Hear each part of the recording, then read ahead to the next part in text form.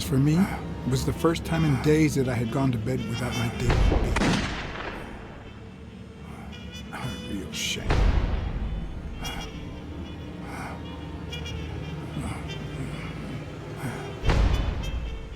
Nothing like a bruised body to help you to sleep like a baby.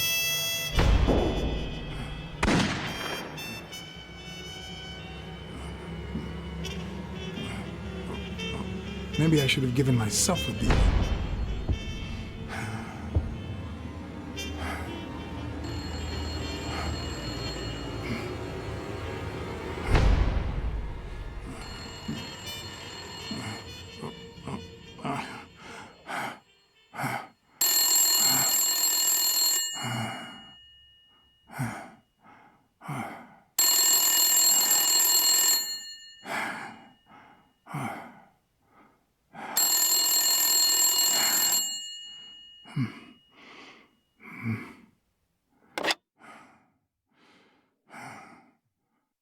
Blacksad. Finally! I need you at the gym, now, please!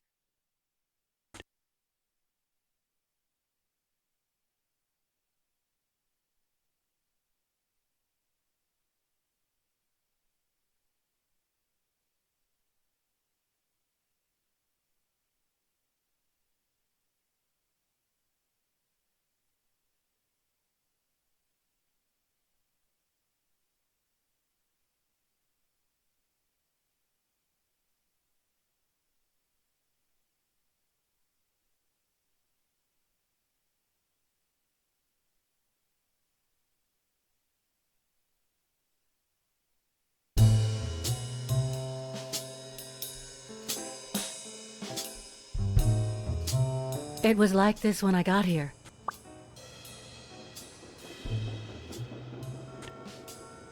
When did you get here? I've been calling you for over an hour. Calm down. I'll take care of this. Had you already finished looking through these papers? I wish. Well, I guess you'll enjoy sorting all this again.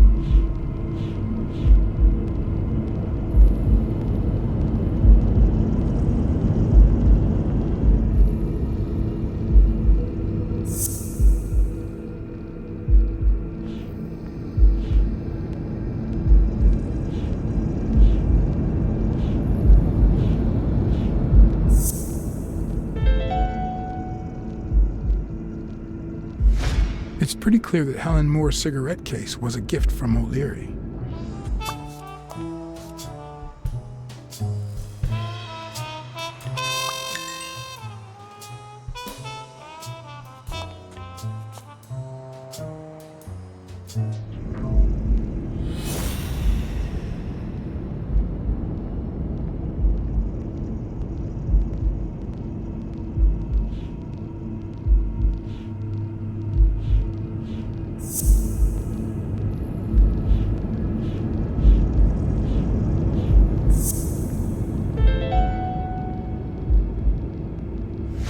If she's still in love, why does she claim she hates him?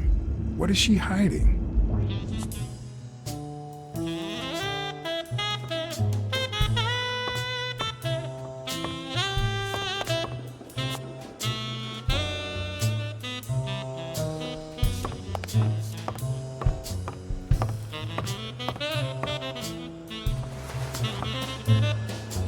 Bingo. What is it? Nothing. Just a freshly signed contract.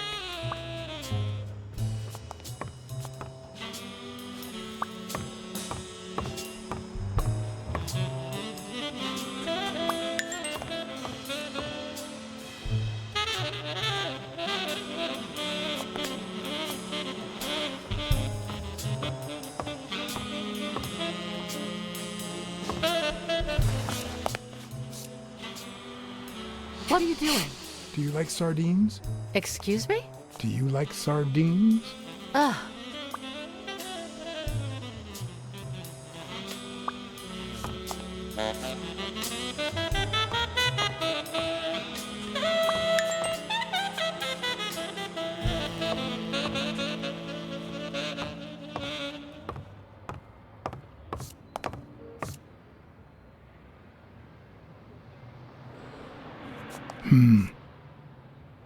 Looks like the burglar isn't interested in bureaucracy. Not that I suspected otherwise, but it's obvious they weren't looking for money. Did they take anything? No, although... When you went in the hospital room to get your purse, did you get the gun as well? Yes. Isn't it there?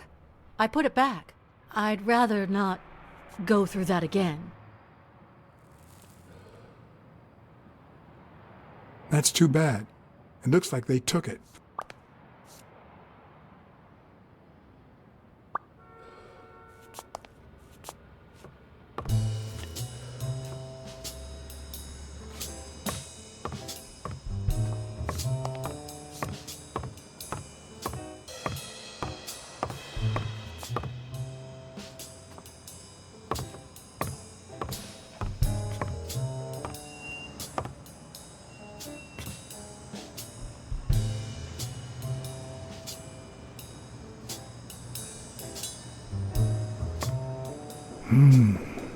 Whose is that? Mary Purnell. You think she did this?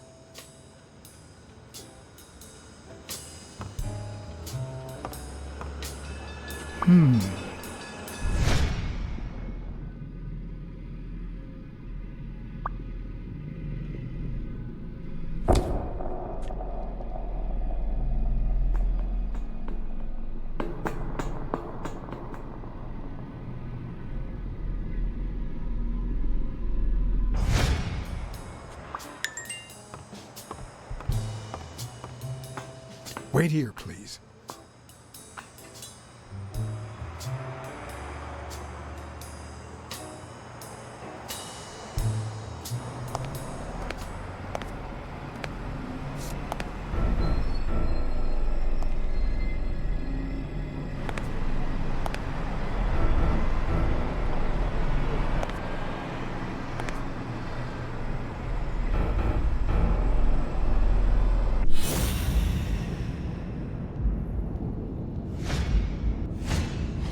Could be a knife wound.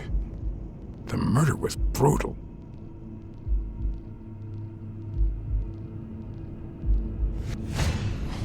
If I were you, I wouldn't quit. Trust me, it might be painful at first, but time heals all wounds. Why did you listen to me?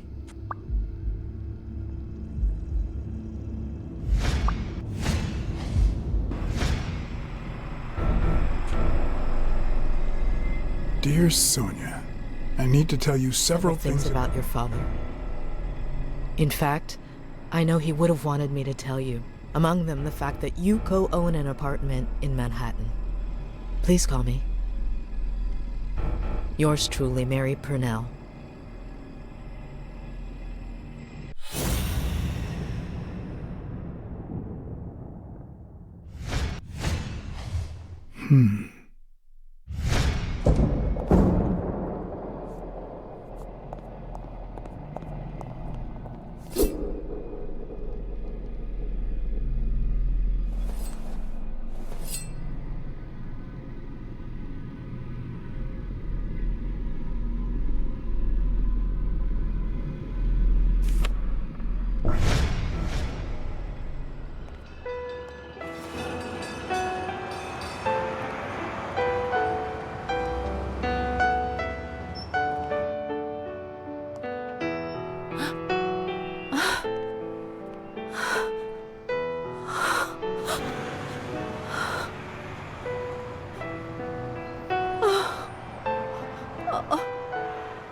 I want you to call the police, Sonia, and then go straight to a friend's house. Don't even think about going home, and definitely don't come back here. I'm staying at a friend's house. I haven't even set foot in my father's place yet.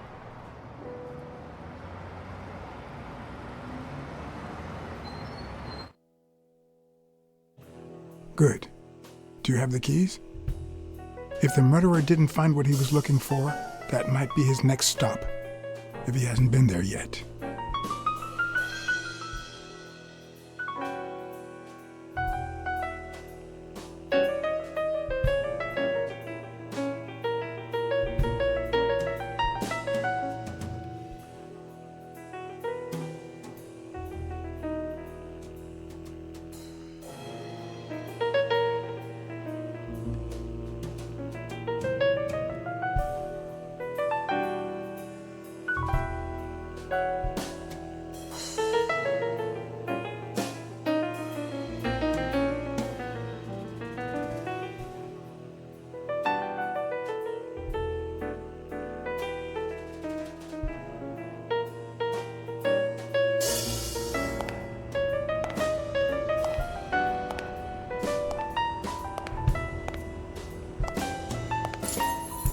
For once I had the keys to the place, which meant I wouldn't have to use my lockpicks or...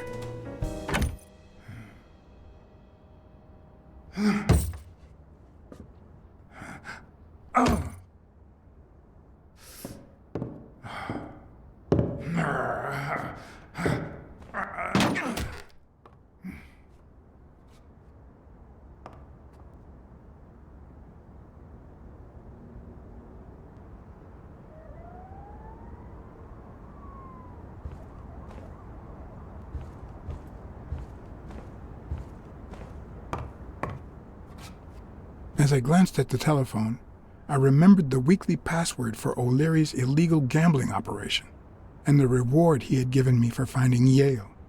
I had managed to make my own dirty money by ratting out the Eagle Pimp during our poker game. How much damage could a small bet do?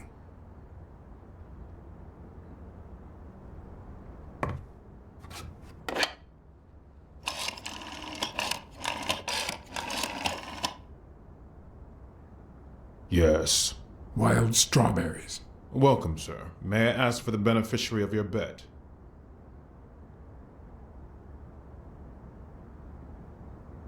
I'd like to bet on Sonia Dunn's behalf.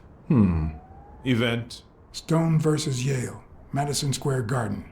Got it. Amount? $15,000. Winner?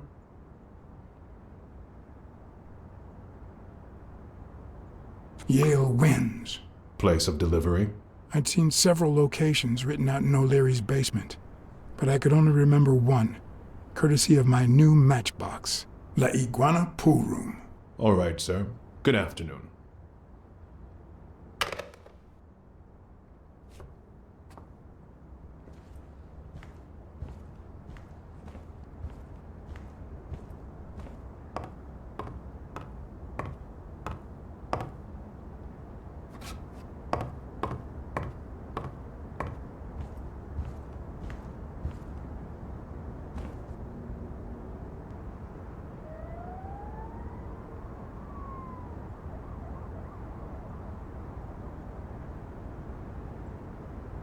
Wasn't Dunn's nickname the Quiet Lynx? I'd swear I saw that on a poster at the gym.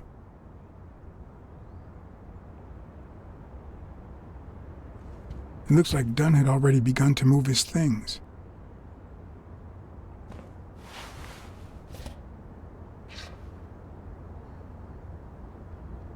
Dunn? Thorpe? No idea. And these two, they look familiar.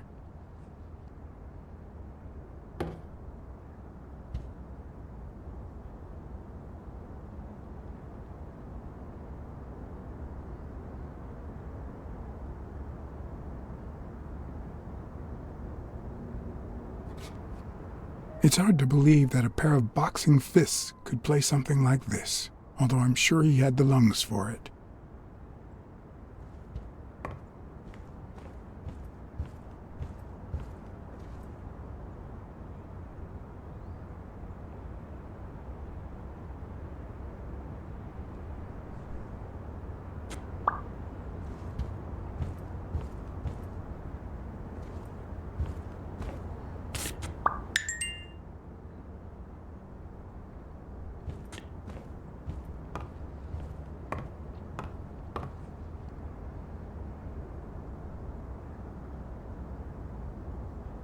Look at that. The guy sure had good taste.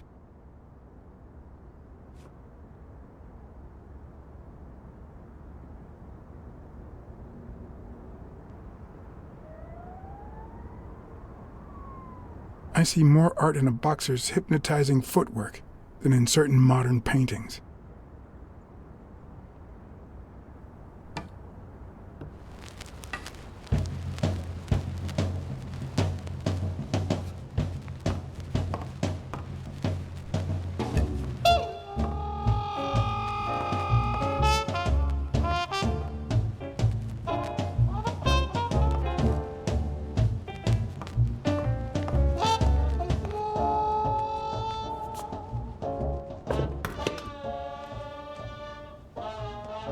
Ready-made meals on airplane trays in front of the TV. Who would have thought we'd end up eating like this?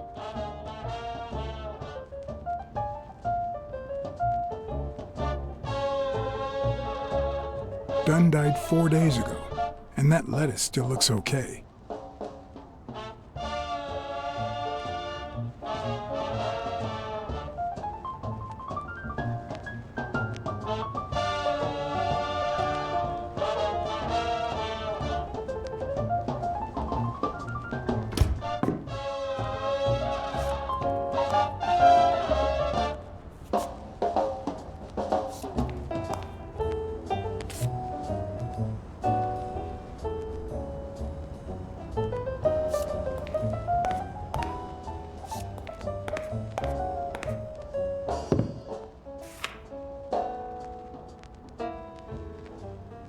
Of course.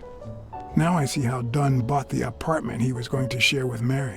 This place has to be empty in 2 weeks for the new owners. I wonder if Sonia knows about this.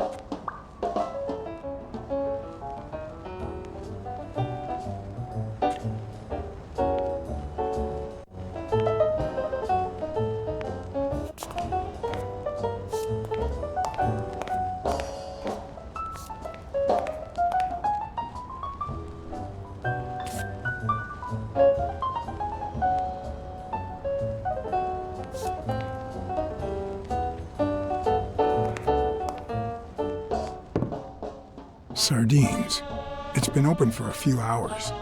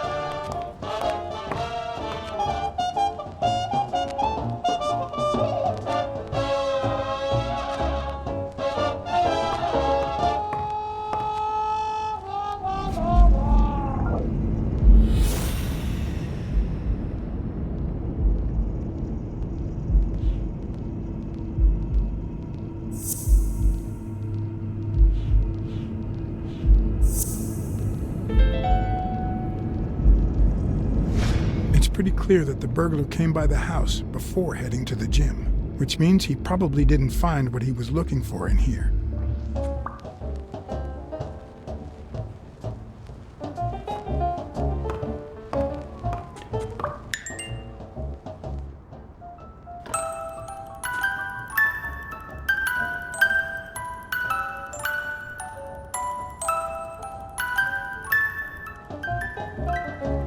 Could this be the origin of Sonia's interest in business management?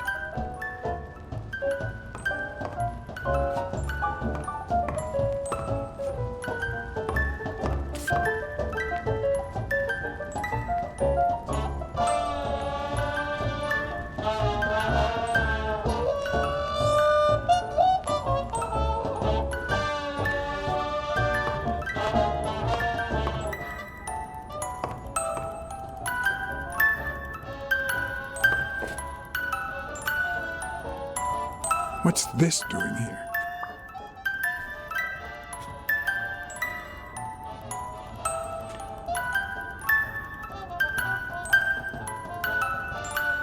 One of the very few teen idols who only got better with age.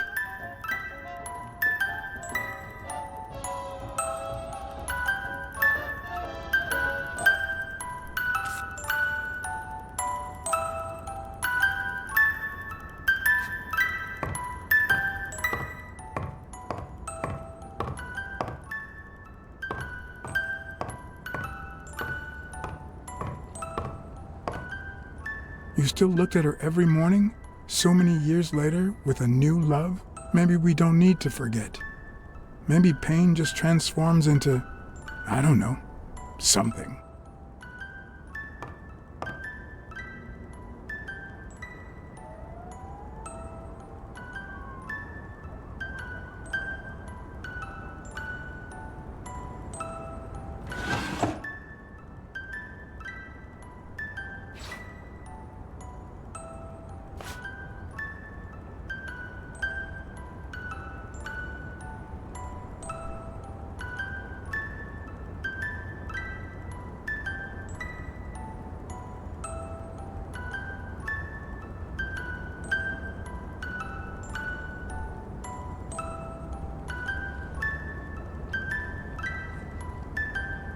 This is too private.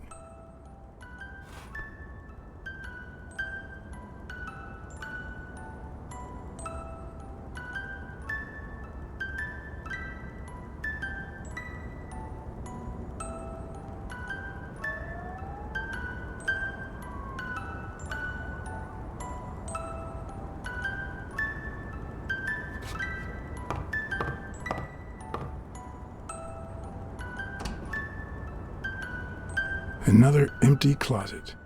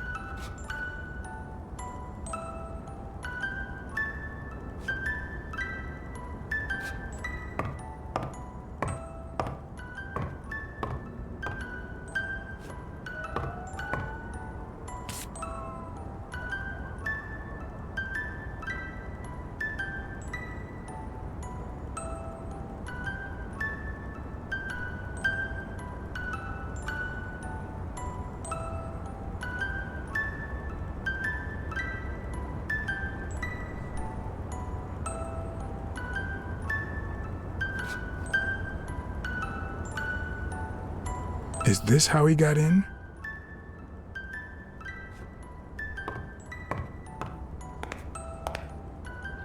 Wow. Could Dunn really afford such luxuries? Or did he only want to impress Mary?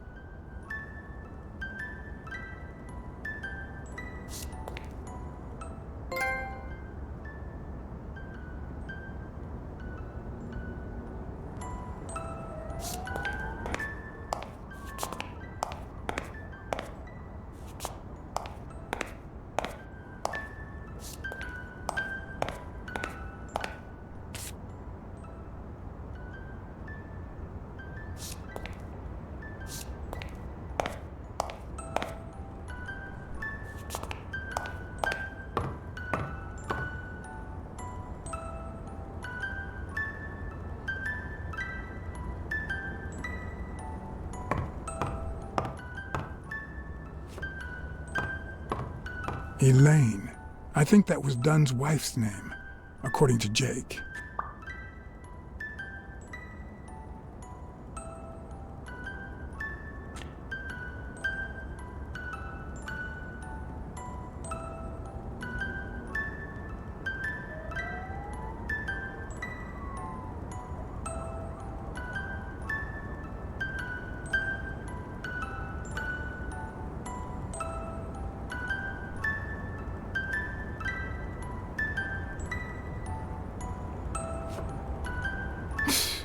No matter how hard I look, I'm not getting anywhere. I need to talk with Sonia, and maybe with her uncle Tim.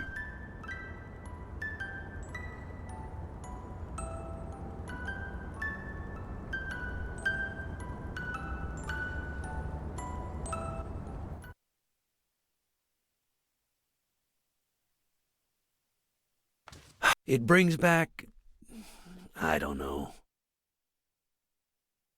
Good memories? An optimist, are we? It's like remembering the last day of summer. Scenes full of joy, picturesque landscapes, and yet the light is faint and the air is still. The calm before the storm,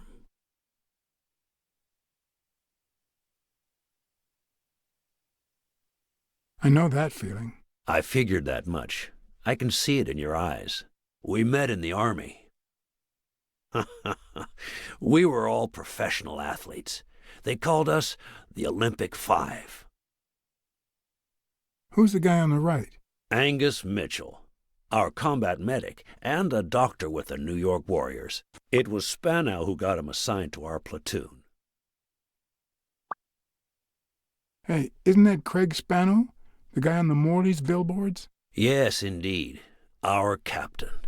He was the oldest, after all, and star of the New York Warriors. He was an orphan, you know.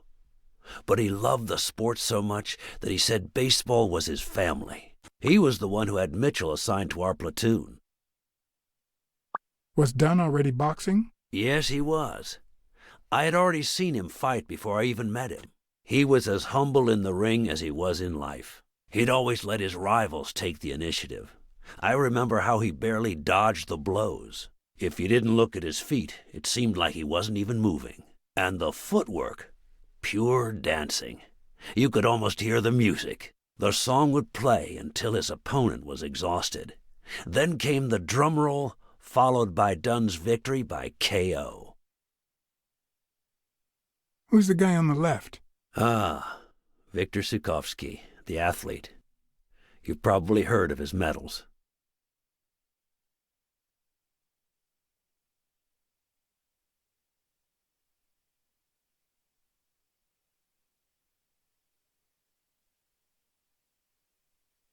What about you? I had just signed with the Milestones. I hadn't even played my first game, but people said I had a bright future ahead of me.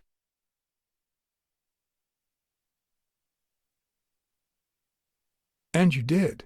The cop at the hospital sure seemed happy to be the proud owner of a Tim Ironarm Thorpe autograph.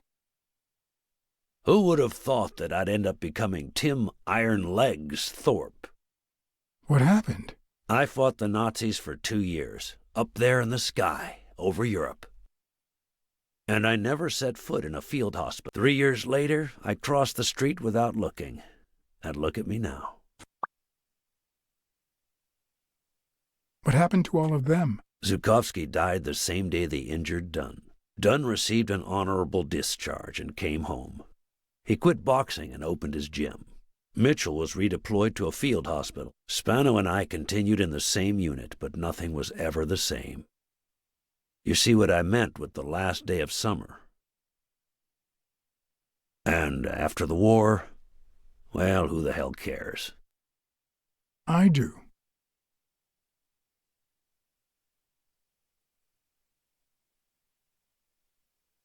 What happened to Mitchell after the war? Mitchell? Who knows? We lost touch. I hope he's doing well.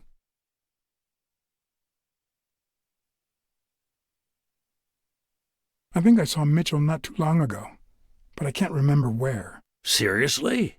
Please try to remember. I'd love to hear from him again. I'll do my best.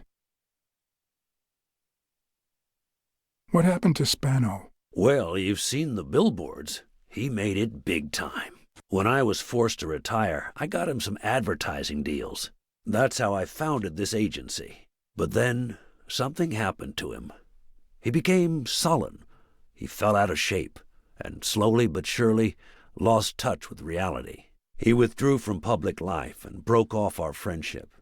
Haven't heard from him in, 3 years? And believe me, I've tried to contact him. You think Spano might have been involved in Dunn's death? Spano? No way.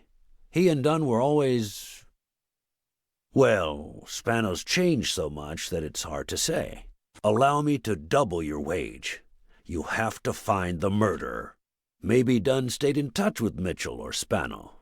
Maybe even with both. But he never told me anything. Maybe Sonia knows. I doubt it. But that's not the only question I've got for her. May I?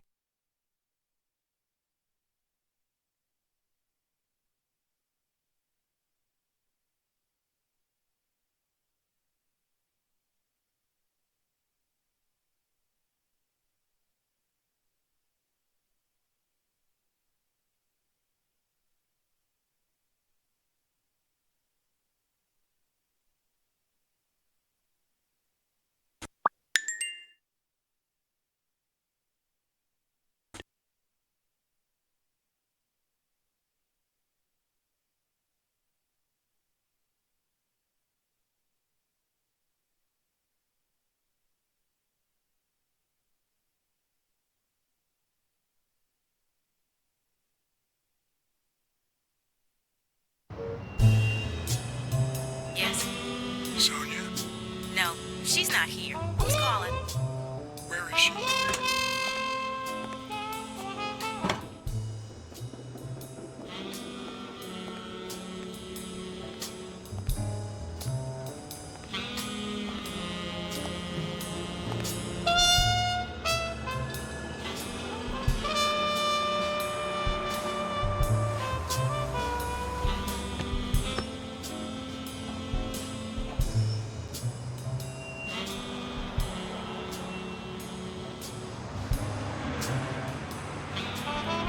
Was your father still in...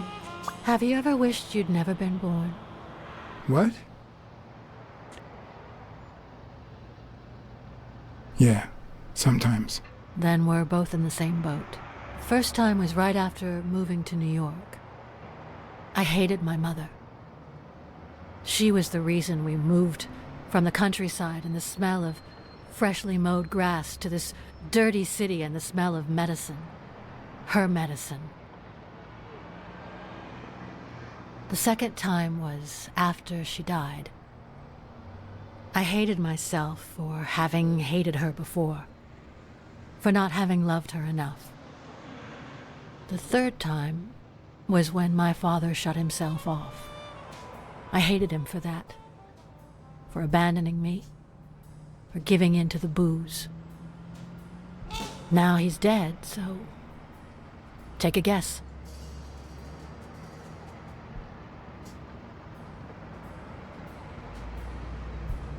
You hate yourself for having hated him. Yes, but that's not the worst of it. The problem is I don't know how to live without hating him. Over the last few years, everything I've done was meant to push my father far away. To avoid being like him. To avoid making his same mistakes. Without him, I just don't know who I am. And you won't even let me hate Bobby, which might actually help me.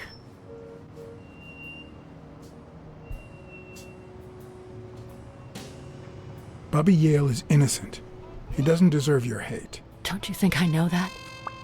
I need someone to blame. Without that someone, I have only myself to hate.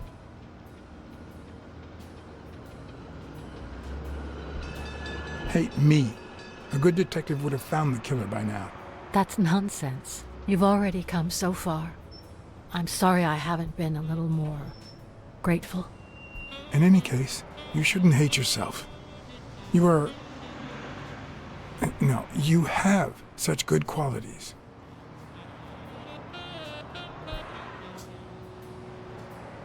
You're kind, smart, and beautiful. Are you really trying to flatter me now? No, Seriously, I didn't mean to... Sorry. Anyway, can we just drop the subject? Did you go to my father's apartment? Yes, the thief went there before coming to the gym, which leads me to believe he didn't find what he was looking for. And what was he looking for? That's what I intend to find out, with your help.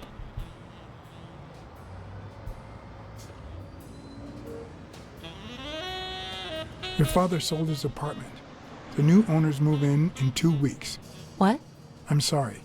I think he used the money to buy a new place with Mary Purnell. The letter you're holding explains the rest. I wish I'd had the chance to talk to her. I found a picture taken during the war.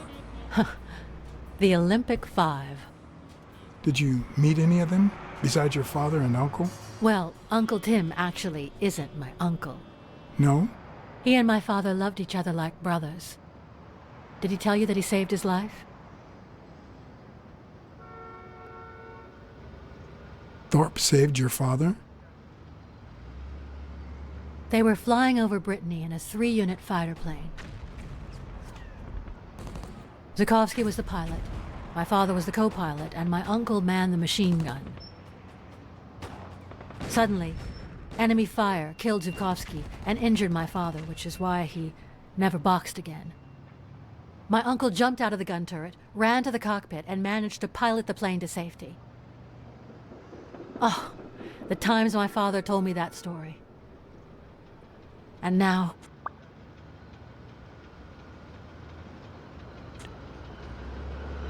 Did you ever meet Spano? What can you tell me about him?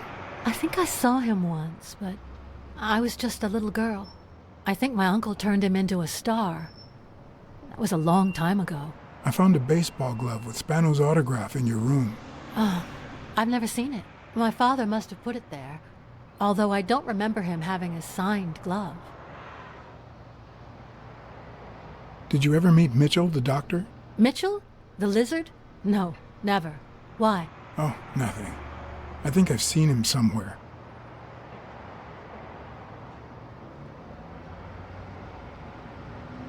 Your dad had great taste in music. You think? Let me guess. The same taste you have, right? Exactly. You don't know how happy that makes me. I saw your old room. That's embarrassing. I see you were dead serious about me hating you. Did the abacus inspire you to dabble in finances? The most useful gift anybody has ever given me.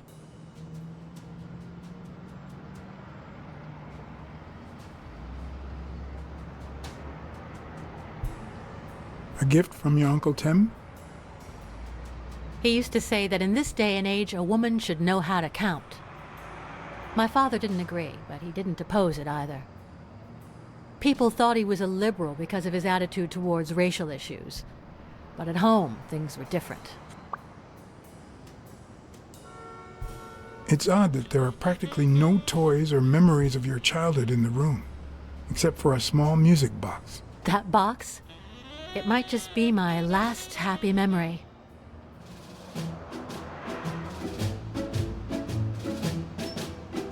It's from before my mother got sick and we moved here.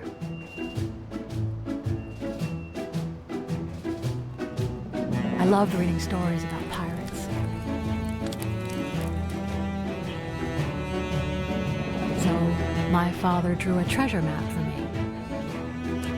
I searched the whole house, one clue at a time. It led me to this enormous tree in the yard. My daddy had put up a tire swing. X marks the spot, so I dug to find my treasure. I loved the music it played, the ballerina and the little secret compartment. Oh, the secrets I kept in there. I think it's the first time I heard you call your father Daddy. Really?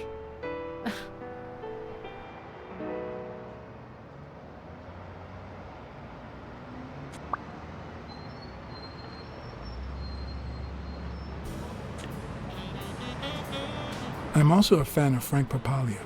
Oh, yeah, the poster. I only liked him because my father thought he was too modern. But I'm glad we agree. I thought you shared my father's taste in music.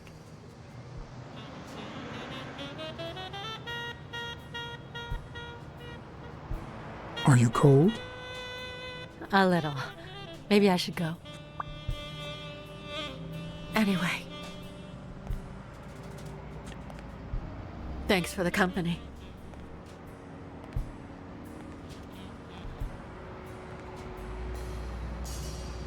Sonia, thank you. Aren't you coming?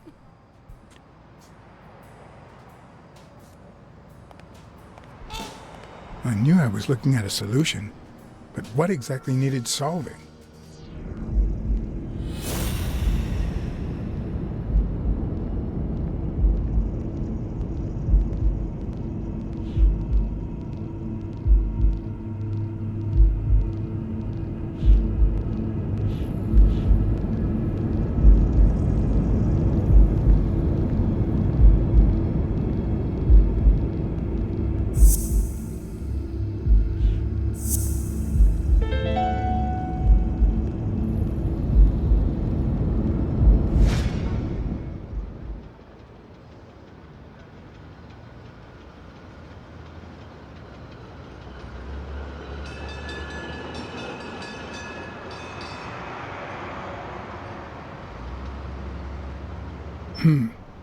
Maybe Dunn used the same hiding place once more.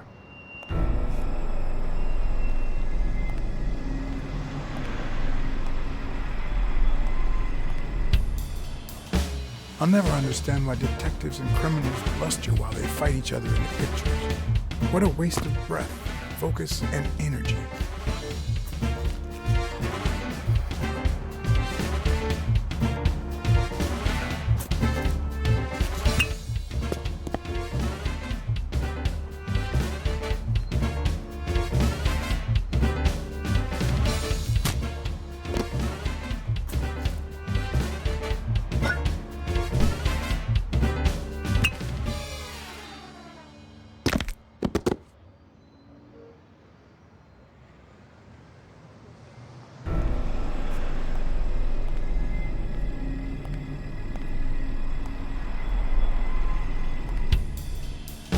I'll never understand why detectives and criminals bluster while they fight each other in the pictures.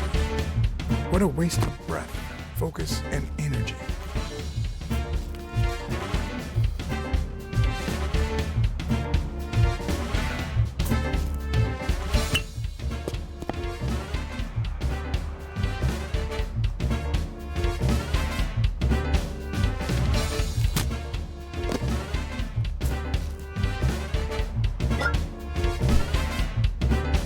It's not the lack of credibility in the screenplay that bothers me.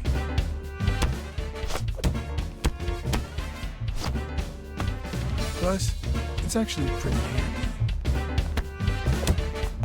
When a crook talks to you in the middle of a fight, you know you're up against a rookie.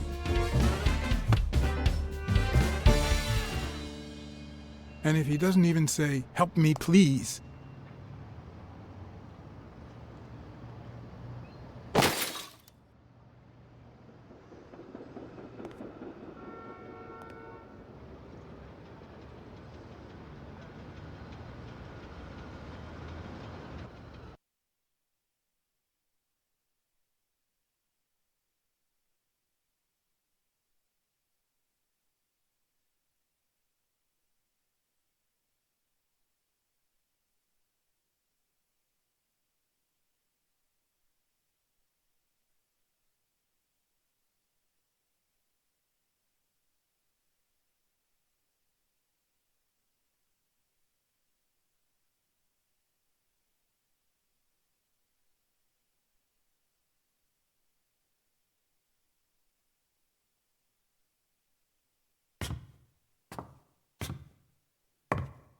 What did they say?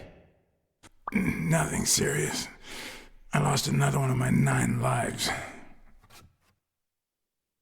Oh, this hurts. Got many left? I'm in the red.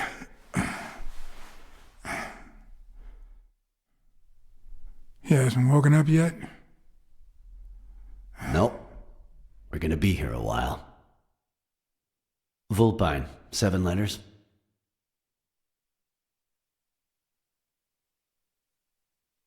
Devious? You think that's the same thing? I don't know. Sounds a bit off to me.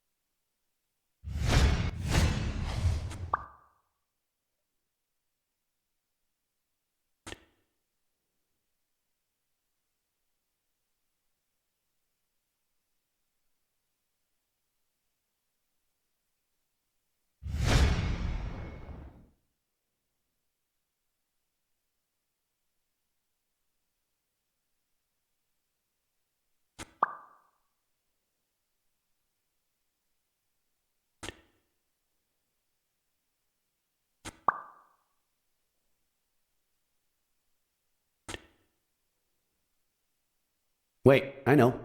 Vulpine, 7 letters. Cunning. What are you looking for? Nothing. Will he live? He'll live. So what have you found out? Randall Lee. Apparently in love with our penitentiary system, judging by the frequency of his visits. Theft. assault, extortion, minor things of the sort. Any partners? Always works alone. He's never ratted out his employers, provided they exist. Did you find anything? Is this our man? Do you have proof?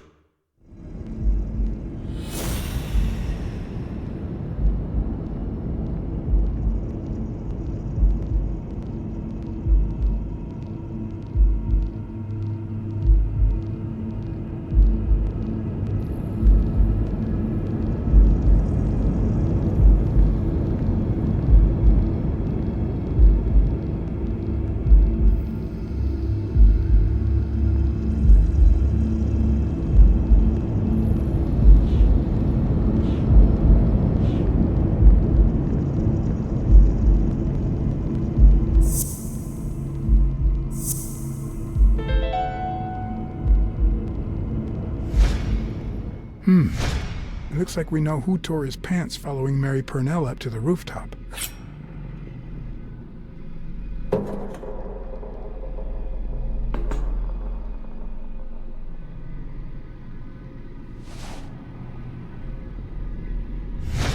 His pants have a tear in them. I found a piece of that same fabric at the gym, on the stairs that lead to the rooftop where we found the second body. Makes sense, but how many pairs of ripped pants are walking around New York City? I don't call that evidence.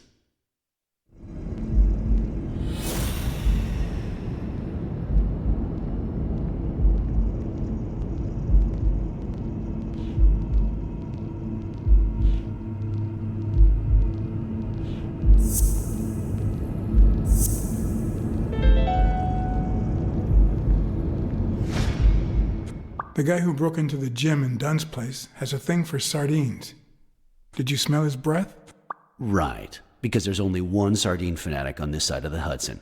I need something more.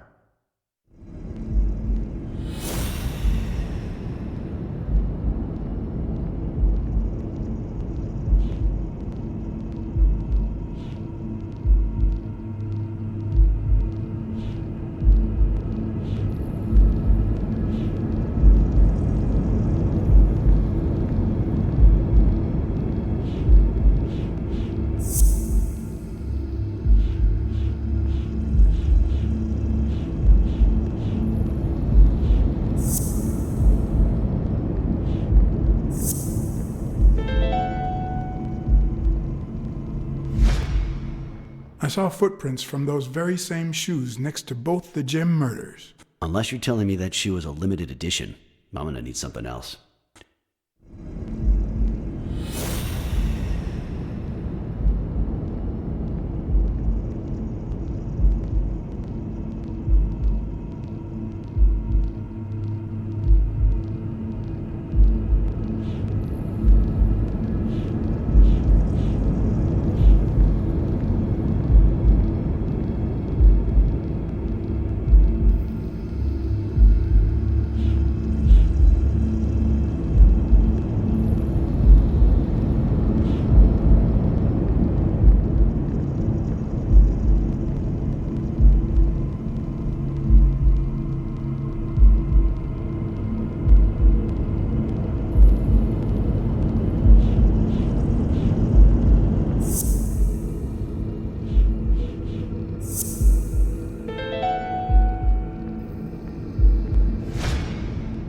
One of the thugs that attacked me the other night had a snout just like his. I'm sorry, but you can't incriminate someone based solely on species. What else you got?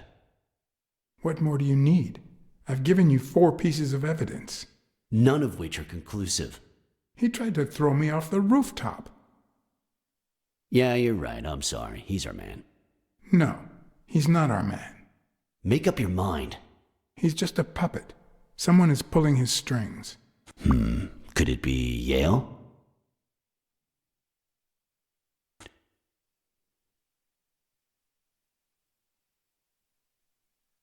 I'm starting to have my doubts. Maybe I dismissed him too soon. By the way, was he discharged? His room is empty.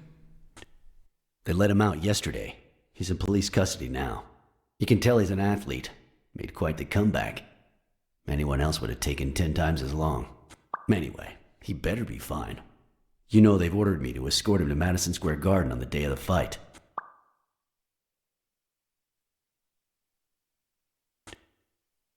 That's the first I hear of it. Quick, what do you want? Good cop or bad cop? I'm the good guy.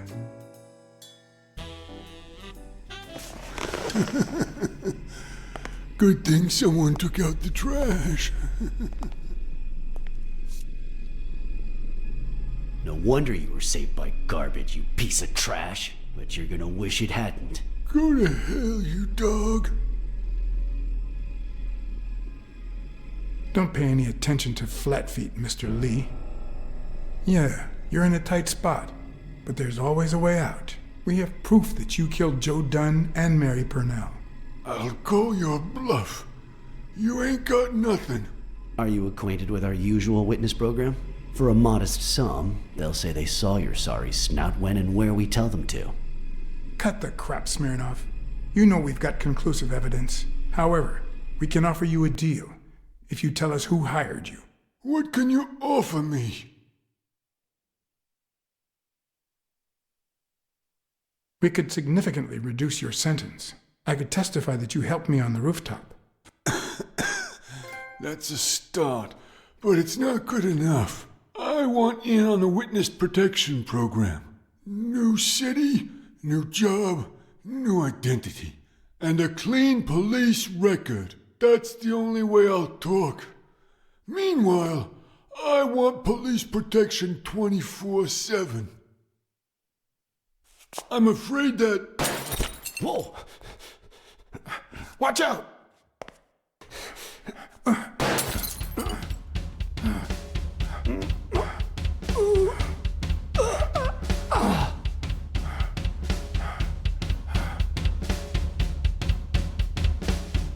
I'm afraid that... Whoa! Watch out!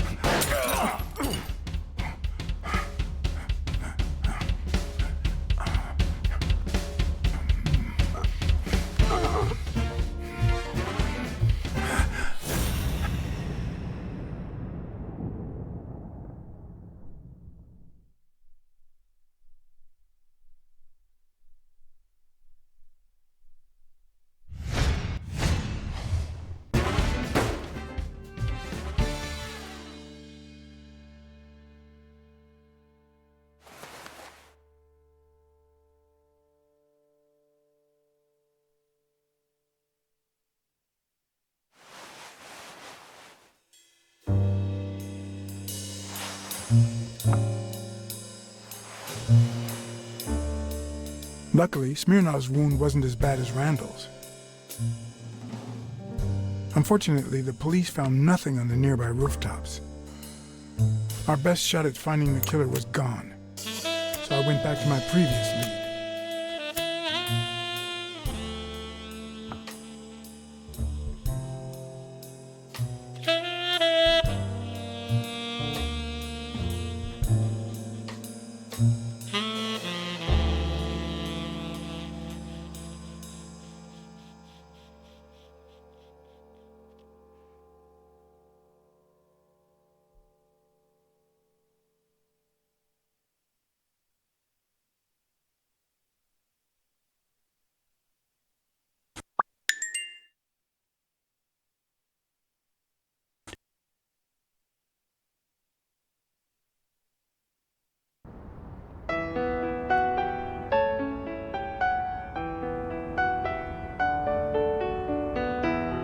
It's from before my mother got sick and we moved here.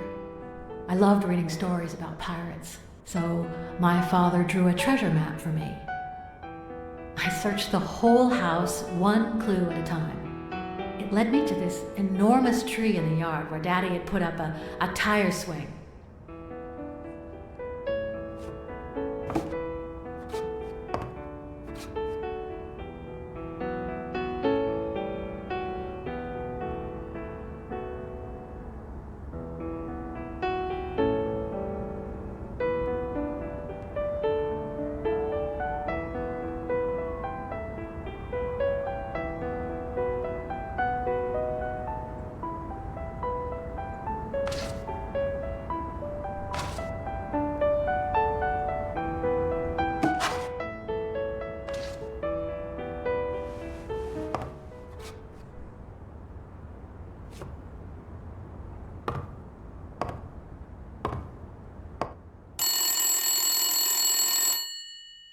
Bing bang!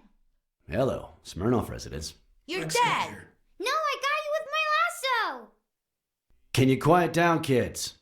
Dunn got killed for stirring the hornet's nest. And you confessed your crime! Kids, please. He'd been investigating athletes for months, including Helen Moore and Al Stone, among others. Dunn's notes aren't all that clear, and I'm not sure what he was after. But I'd say we're facing a widespread corruption case. Well, if you're right, that could be some dangerous evidence. Bring it here ASAP. Sure, but there's something important that I need to finish first.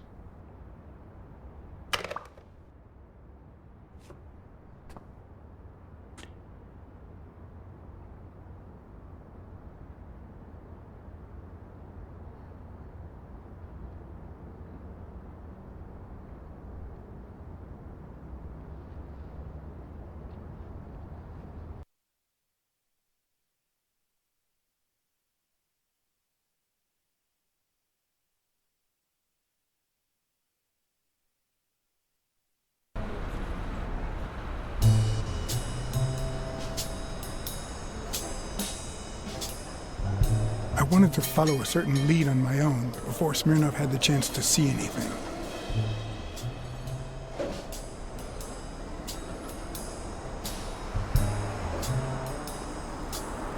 According to his notebook, Dunn had seen Craig Spano at Sam's Diner just 4 days before his death.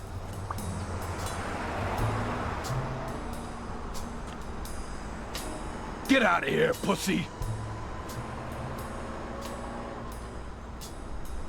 I'm sorry about what happened to Mary. You're sorry? I'm the one who's sorry. You know what it's like to run this place alone? What the hell do you care, anyway? Beat it! It might have been easier to slap the information out of him, but I decided to trust in a universal truth. Everyone is guilty of something. You don't know who I am, right? Don't know and don't care! Come on, spit it out! I'm John H. Blackmore, Public Health Inspector. Oh, yeah, right. There are some real freaks around here, so I have to be firm, you know? Have you eaten? Dinner's on the house.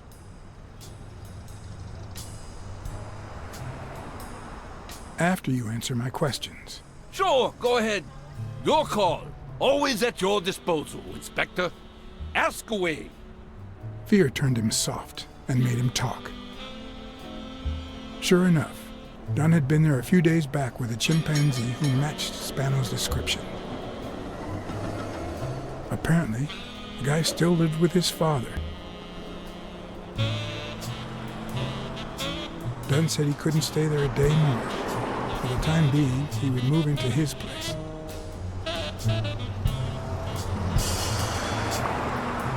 Wait a minute. What does Public Health Services have to do with that chimp?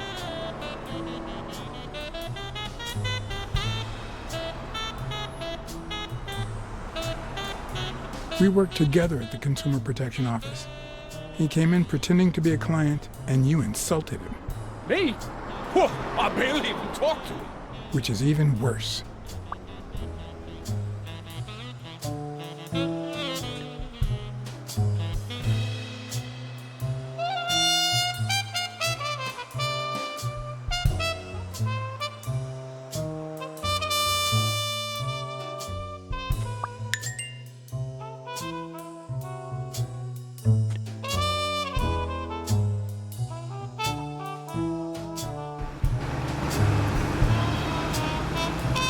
Dunn had taken Spano to his place.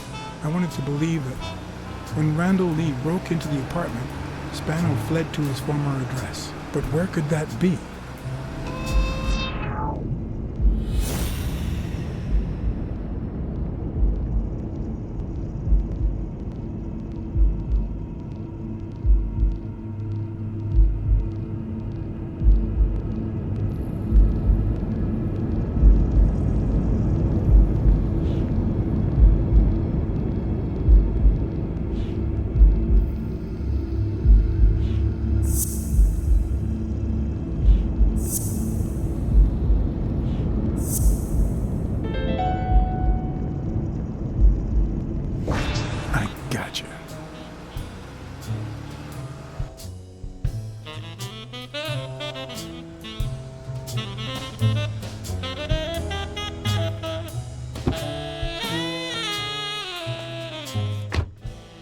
living have rich and poor neighborhoods, so do the dead.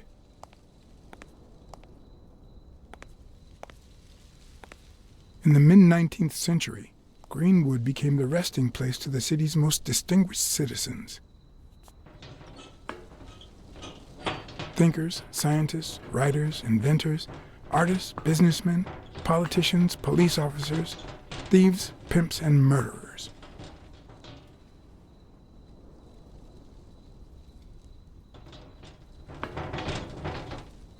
Here lie the bodies of the soulless minds that raised New York from the ground up. Now you know where to go to become somebody in the Big Apple.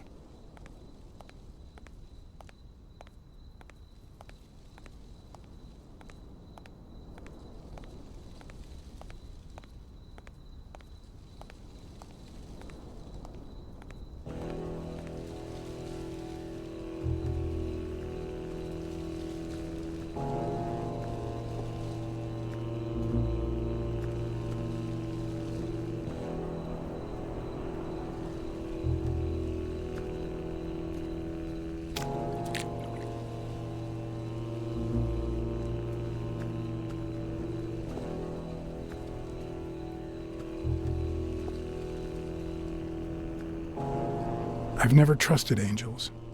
When they fall,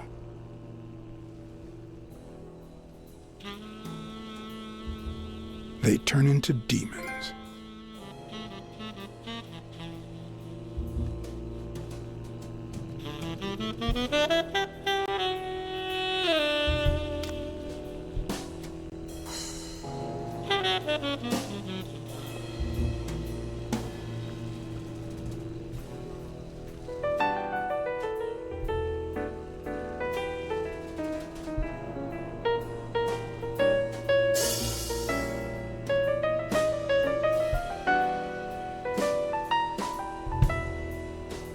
According to the book I found at Dunn's place, fans of the sport leave baseballs on Bradwick's tomb to pay their respects.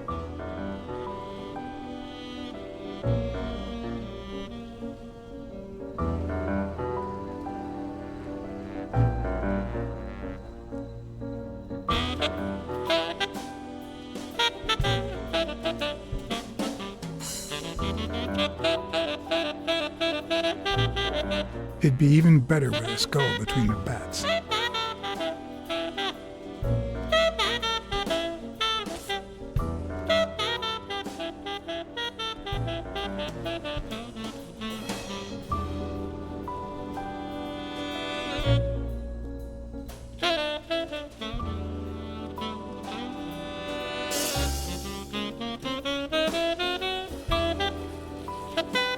Still hot.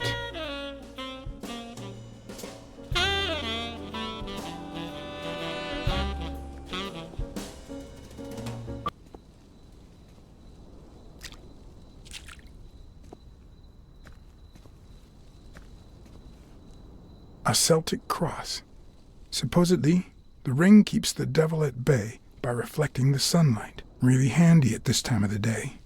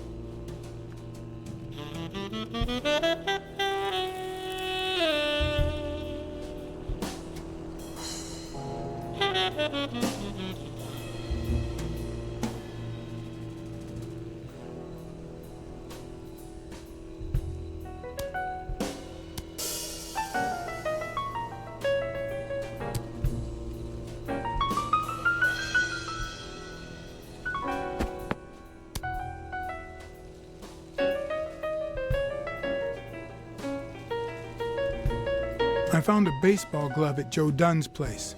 A glove signed by a great star. I couldn't believe my luck.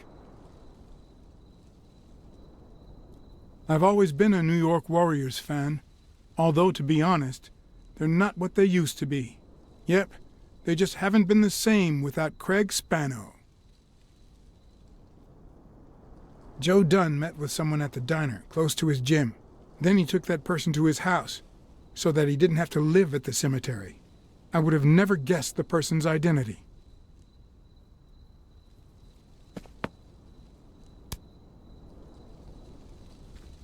Psst. Psst.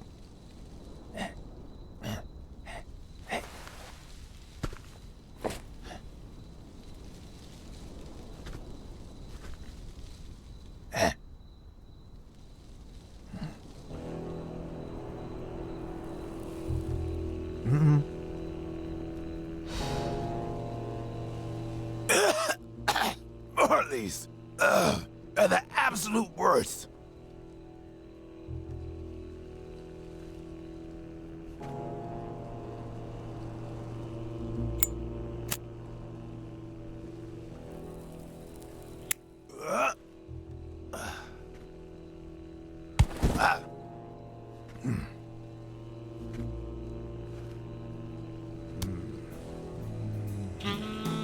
Who are you?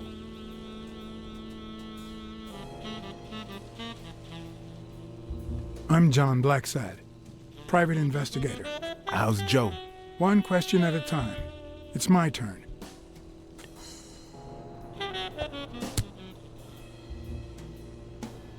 Your turn.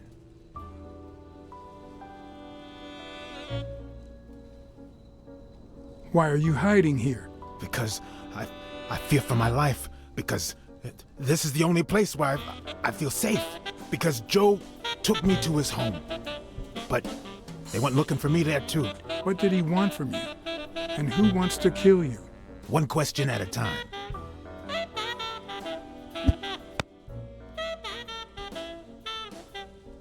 How's Joe?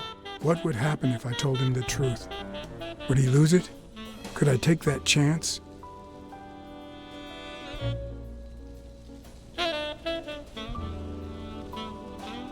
He's in hiding, just like you. He also fears for his life. That's why he hired me. That's why he called the FBI. My turn.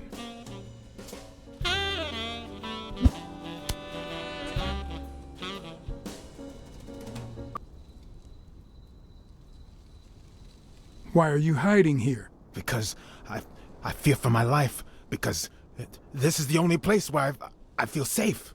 Because Dunn took me to his place, but the guy who ruined my career came to kill us both. Because it's the same bastard Joe's hiding from. Our old friend, the surgeon.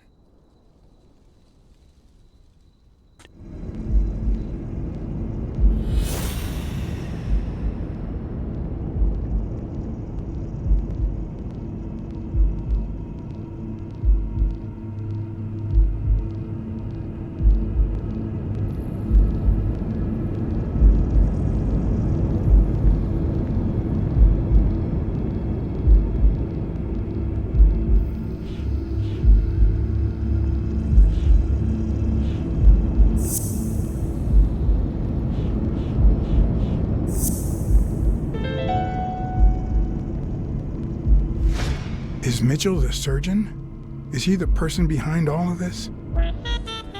That surgeon you mentioned, is he... My turn.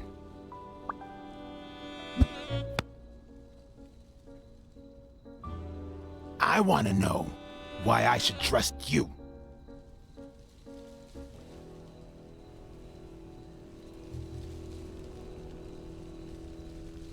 Do it for Joe Dunn, our common friend.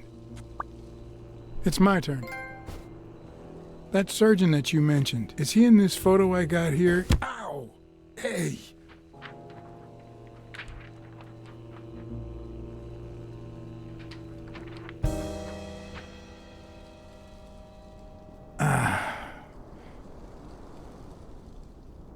Hey, that toss was... Huh?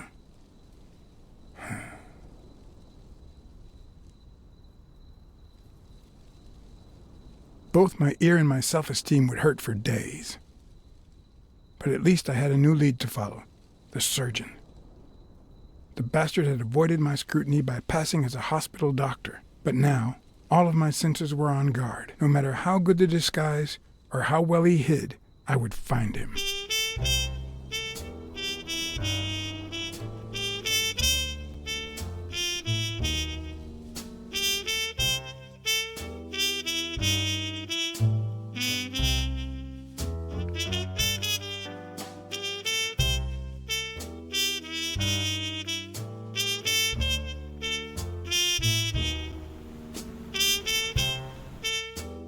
So, what you're saying is, 1, there's a corruption scandal involving all kinds of athletes.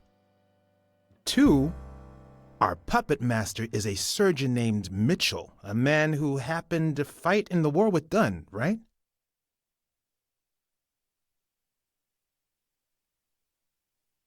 Maybe, but it could be no more than a false lead. Anyway, where was I? Number 3, right?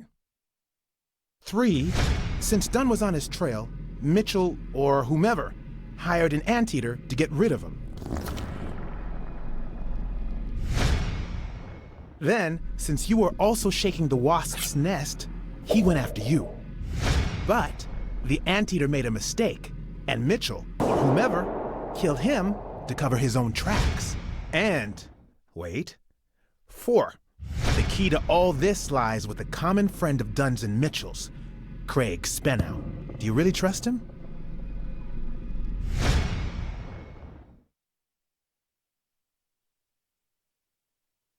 You should know that I don't trust anyone. Except for your friend Weekly, that is. 4. No, I mean 5. Dunn was murdered 4 days after taking Speno to his house. If that doesn't make him suspect, makes sense, doesn't it?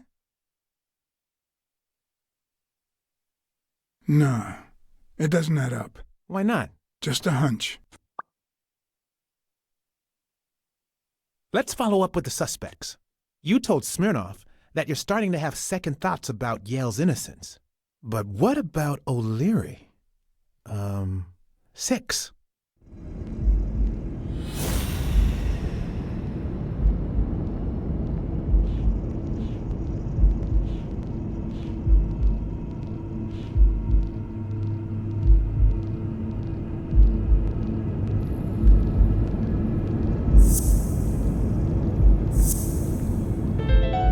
O'Leary wouldn't have sent Randall to kill Dunn. He would have dragged him to his basement, given him his little speech, and then killed him himself. Nah, I know O'Leary, and he wouldn't have sent a hitman. He would have taken matters into his own hands. What about Cassidy? 7, right?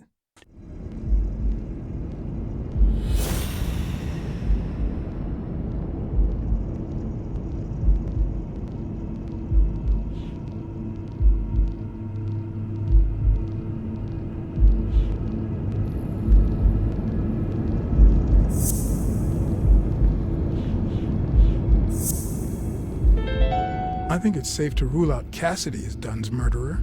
He seems too impulsive to have planned such a twisted crime. Whoever planned the whole thing knew the suicide theory would fall through, so he manipulated the clues to incriminate Yale. Cassidy is too impulsive to pull off such an intricate plan. So, even if you have your doubts, Mitchell is the one pulling the strings. And you know why? Because in novels, the murderer is always someone the detective knows from the beginning. Well, that could be the case in British novels. You know, where everyone in the mansion where the murder took place is a suspect. But this might just be an American whodunit.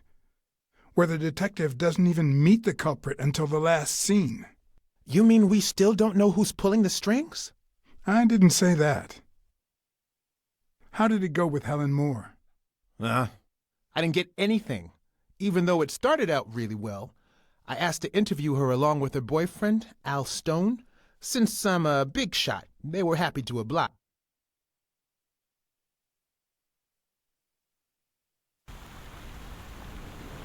Perfect. Now, time for the interview. I'll go back and forth so you don't get bored. So, who goes first?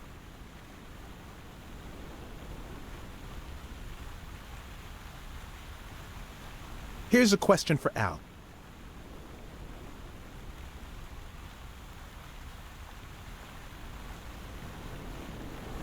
Are you ever jealous about sharing your sweetheart with America? Yeah, Nonsense. America has my smile, my figure, and my patriotic love. Everything else, and I mean everything, belongs to Al. Right, baby? Yeah, that's right. Okay, now. Here's one for Helen.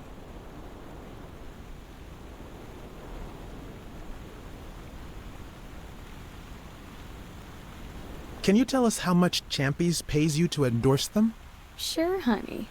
They pay me much more than I'd ask them for. In fact, Champies is so delightfully delicious that I'd even do it for free. Does that answer your question? No. Nonsense. We both know it does. Moving on.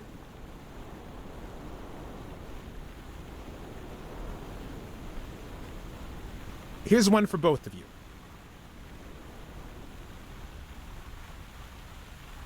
How did you meet? At the party organized by Des... Al, who threw the party doesn't matter one bit. What matters is that I saw you and you saw me. Our paths crossed and our lives were changed forever. Now what? So, Al. In just 12 days, the contender will try to steal your belt. Any thoughts on your fight against Yale? Yeah, sure. My Al is going to kick that thug's behind. Isn't that so, honey? Yeah, well, we'll see. No such thing as a weak rival. Nonsense. You are and will be world champion. Next question. Okay, one more question, and... Al, honey, can you answer it? I've got to go say hi to a fan. I'll be right back, Mr. Pulitzer. Wait. You mean she stopped smiling when that fan showed up?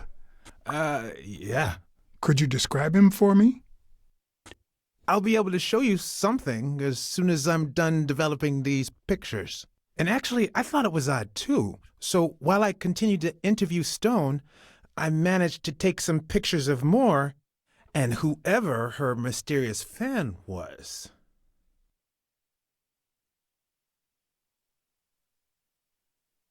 All right, so where were we?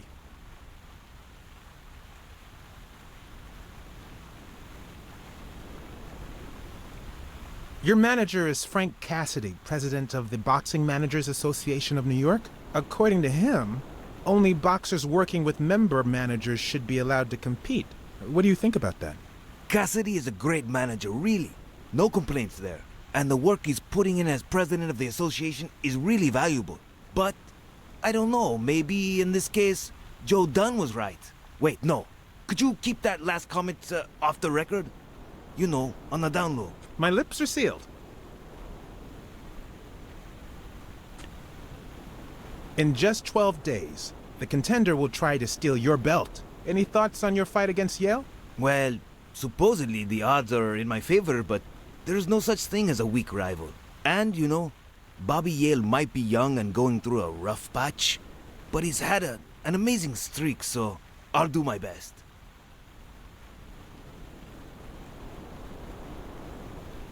Are you ever jealous about sharing your sweetheart with America? Well, I wouldn't say I'm jealous, but I know that someone so popular and honest can draw the wrong kind of attention. There are plenty of people who would love to put an end to her career, so it's not easy. Let's get that picture taken.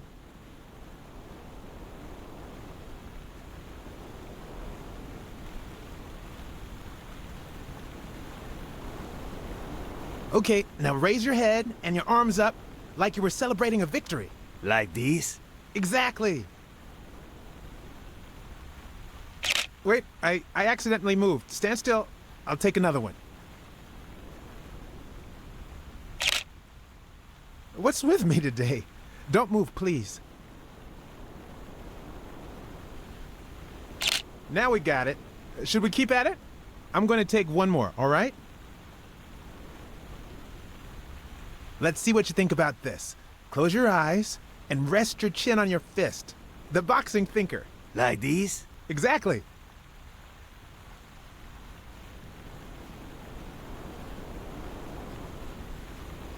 What's up with me? Stand still. I'll take it again.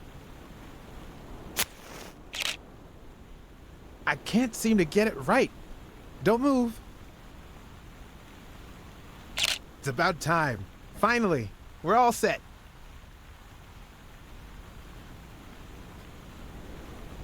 Wait.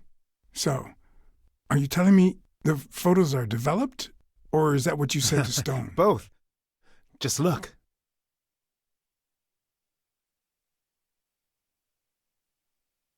You know, I thought he'd be cocky, but he didn't seem too convinced about beating Yale. Well, maybe he's got reasons to doubt. Who's that guy? I know he's not a fan. You should have seen her face when she saw him.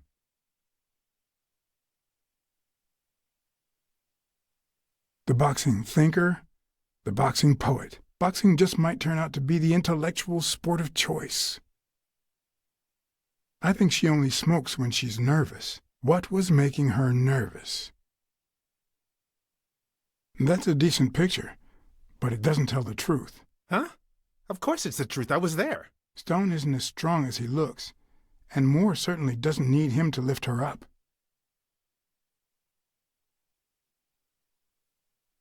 Who's that guy? I know he's not a fan. You should have seen her face when she saw him. Look at his hand. Is he pulling something out of Moore's purse, or putting it in?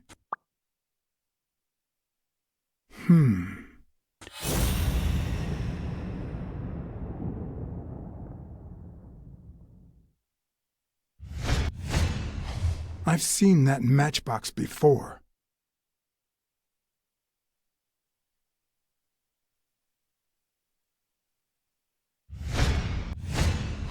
Wait, that's him. Who? Mitchell, the surgeon. Seriously? We got him. Not yet. Right. We still have to find him. Hey, pal. Did you hear what I just said? We need to keep looking at all those pictures. We need a clue that'll take us to Mitchell. Hey, see? There. Just like I was saying.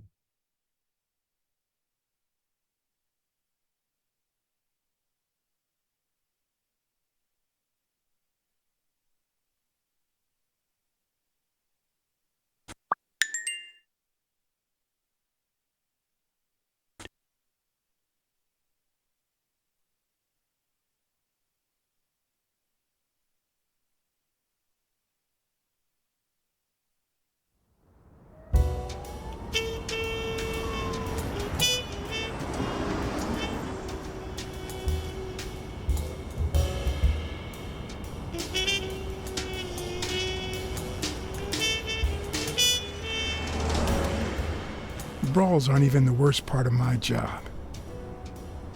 Sure, you may take a beating, but at least you get the chance to defend yourself. But when you're sitting in your car all night, there's no way out.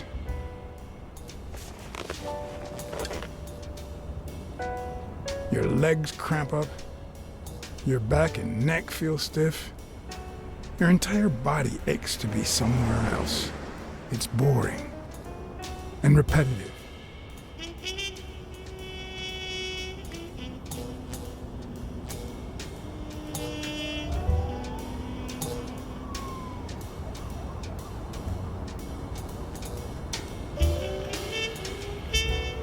people were finally leaving the place.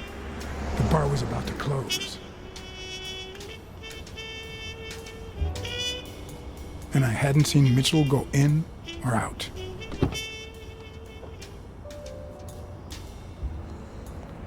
I had no choice.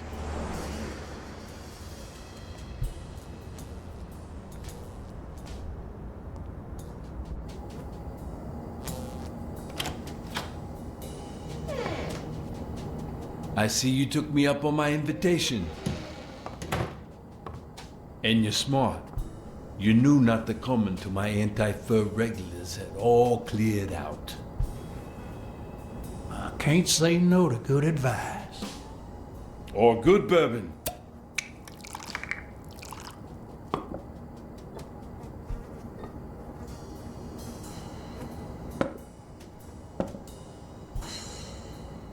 Here's looking at you, Mr. What was your name? As far as I knew, La Iguana always stayed neutral. He played poker with Cassidy. But his joint was used as a gambling drop-off for O'Leary's operation. Did it make sense to keep faking it? Or was it too dangerous not to? Farnham. Howard M. Farnham II. That's right. Howard Farnham from Ding Dong, Texas.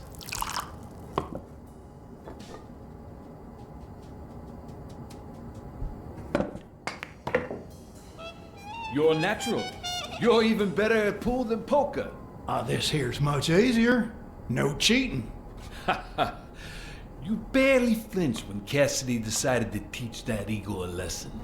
What do you want a fella to say?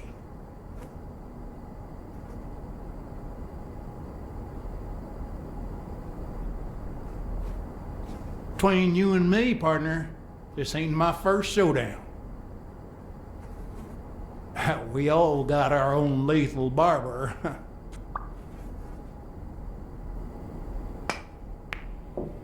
Damn it. Well, nobody's perfect. Tell me, what do you really want with Cassidy? I can't say it's clear to me.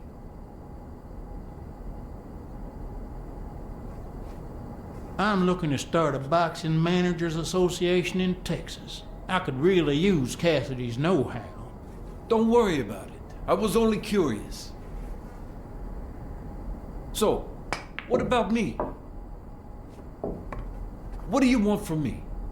No one comes to La Iguana just to drink and play pool. I'm here looking for a regular of yours, Dr. Angus Mitchell. What for?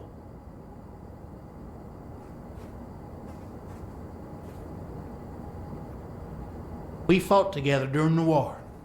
I just wanted to say hi. Sure. Tell you what, I'll talk to Mitchell. Come back tomorrow night. You don't understand. I have to talk to him, or else. Or else what?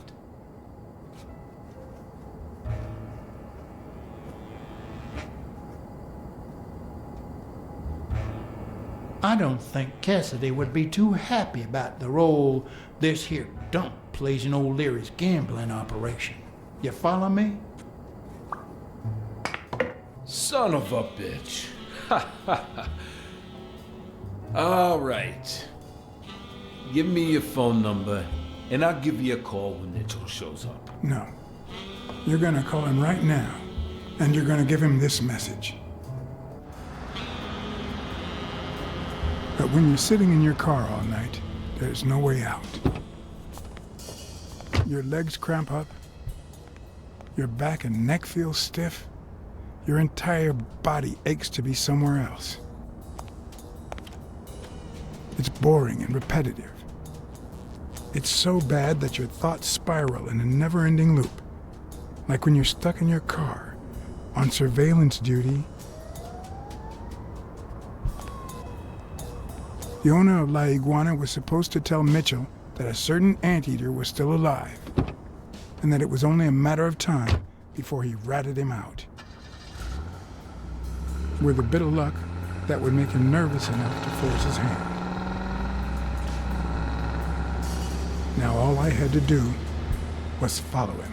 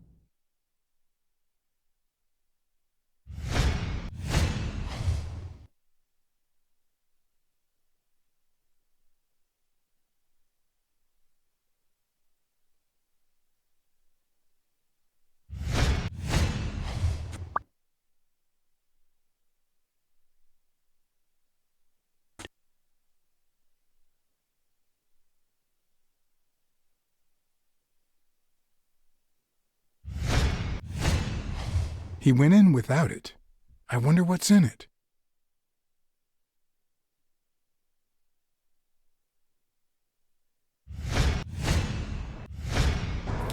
We'll be just fine, don't worry. Gil, stand guard right here. If the cat shows up, you know what to do. I'll be back in an hour.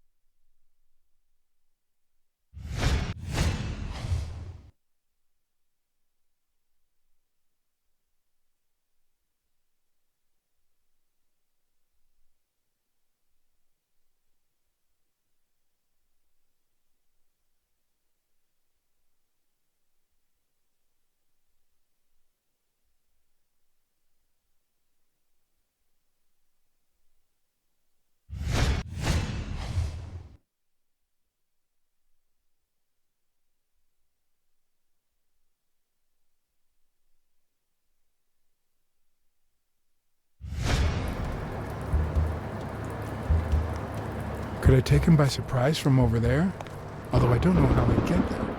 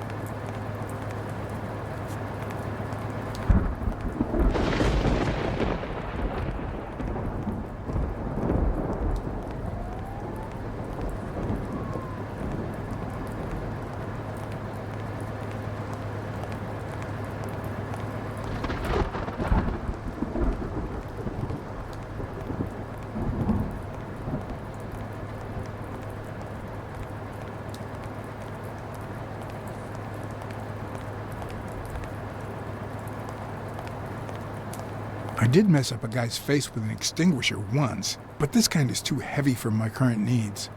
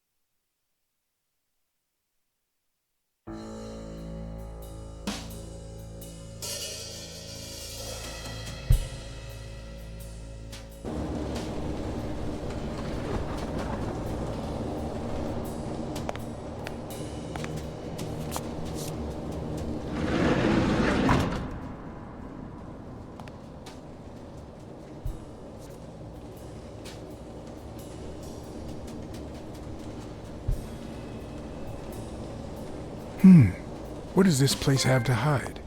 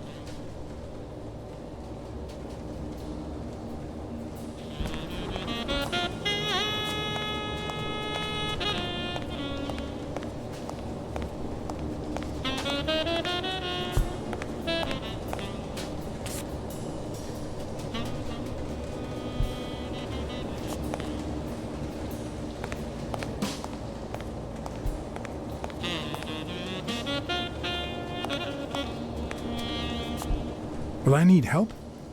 Who would I call?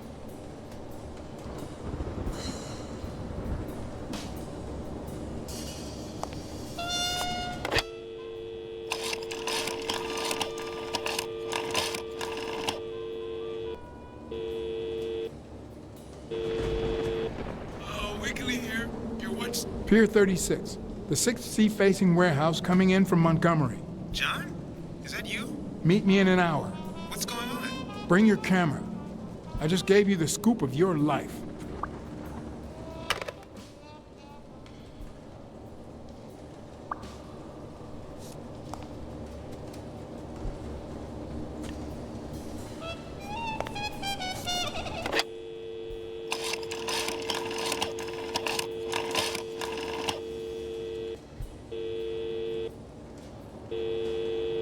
Smirnoff. Pier 36. Meet me in an hour. Blacksad. If you're coming from Montgomery, it's the 6th sea-facing warehouse. What's going on? And bring the cavalry.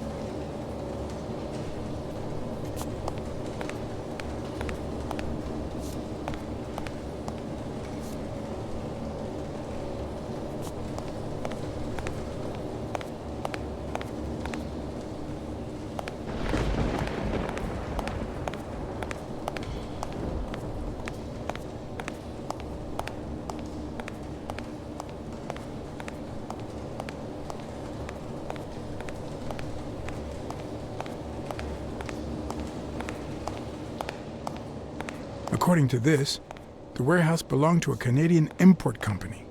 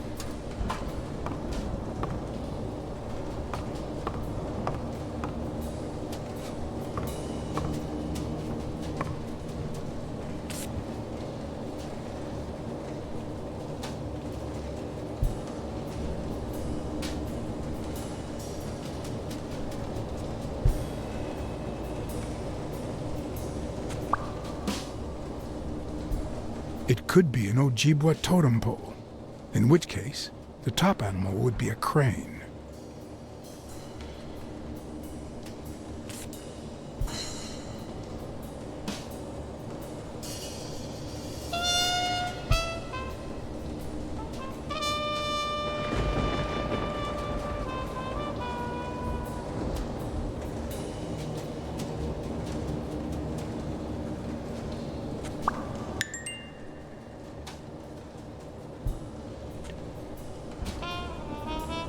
A dream catcher.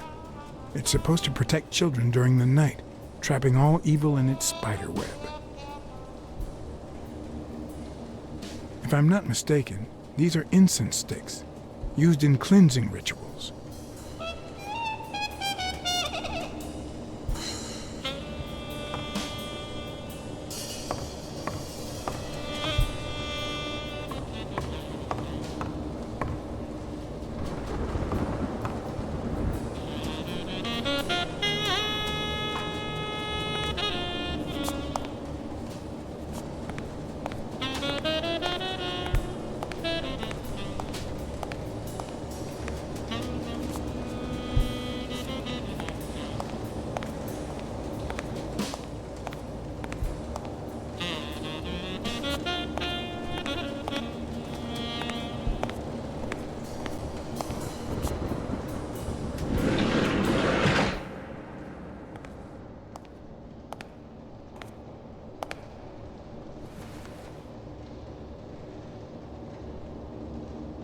Don't you even think of screaming.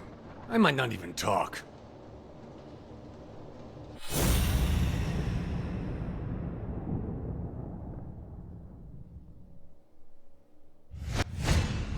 It looks like an arrowhead.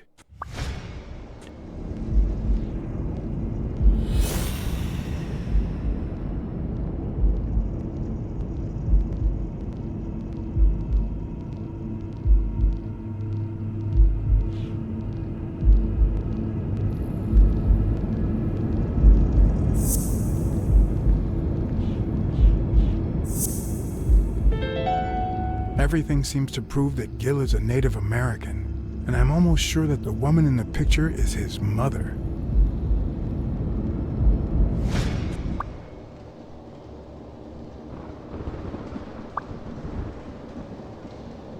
You know who'll always believe in you?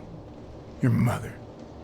My mother never lost her faith in me, and I gave her plenty of reasons when I was a kid.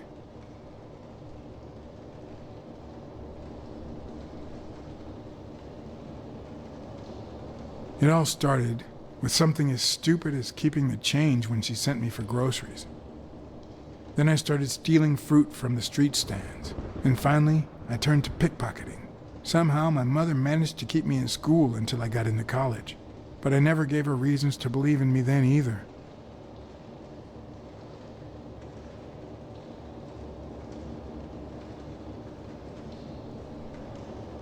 I rarely went to class my freshman year.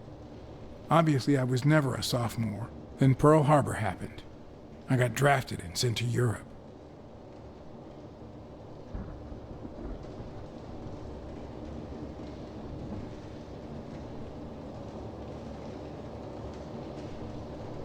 I never knew how to follow orders. They sent me back home with a dishonorable discharge. But when I got back, I was treated like a pariah, a veteran outcast who never should have come back in the first place. And yet, my mother never ceased to...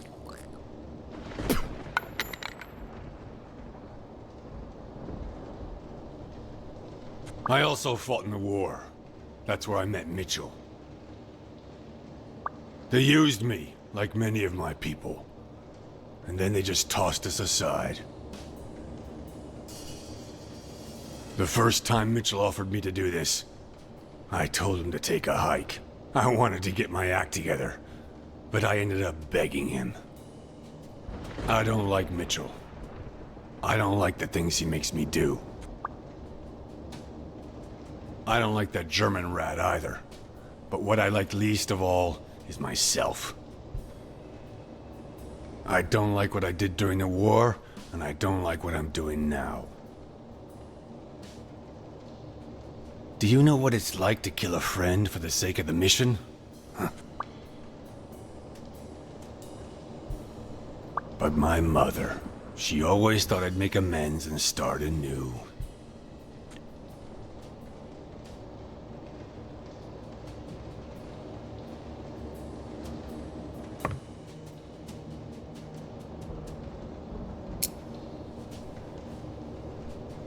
Maybe it's time I did just that. It's number 3.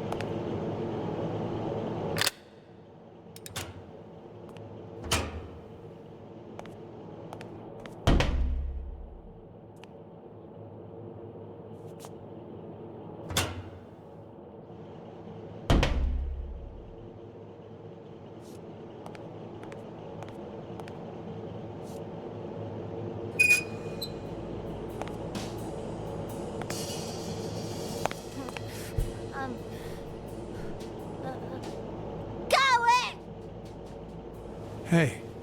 You back. It's all right. Don't be afraid, little girl.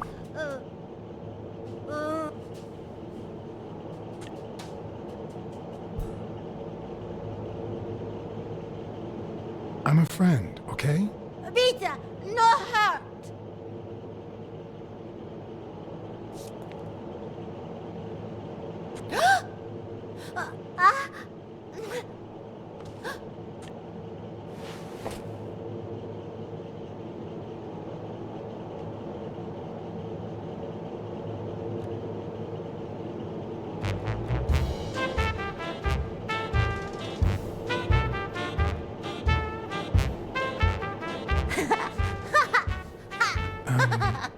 Once upon a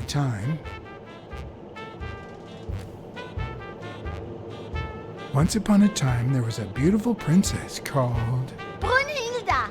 Hi, my name is Brunhilda, and I'm very happy, said Brunhilda. And then Brunhilda, who had a beautiful name... Really beautiful. A really beautiful name ran into someone very special. Oh, who was it? A magical cat called John.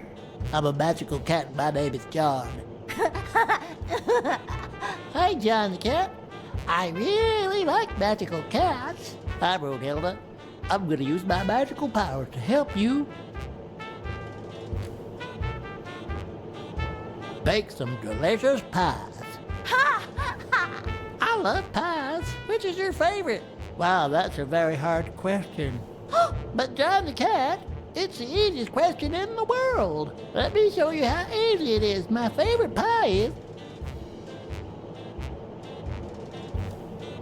blueberry. Whoa, Brunhilda. That's exactly what I was about to say.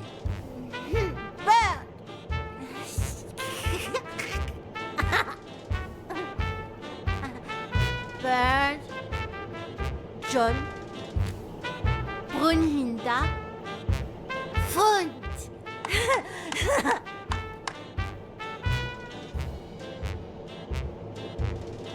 Do play? Ich look. Okay. Hi, Bird. Why are you wearing that mask? Weil, gas. Well, maybe we should get out of here. What do you think, Bird? And what about you, Brunhilda? Don't you think that?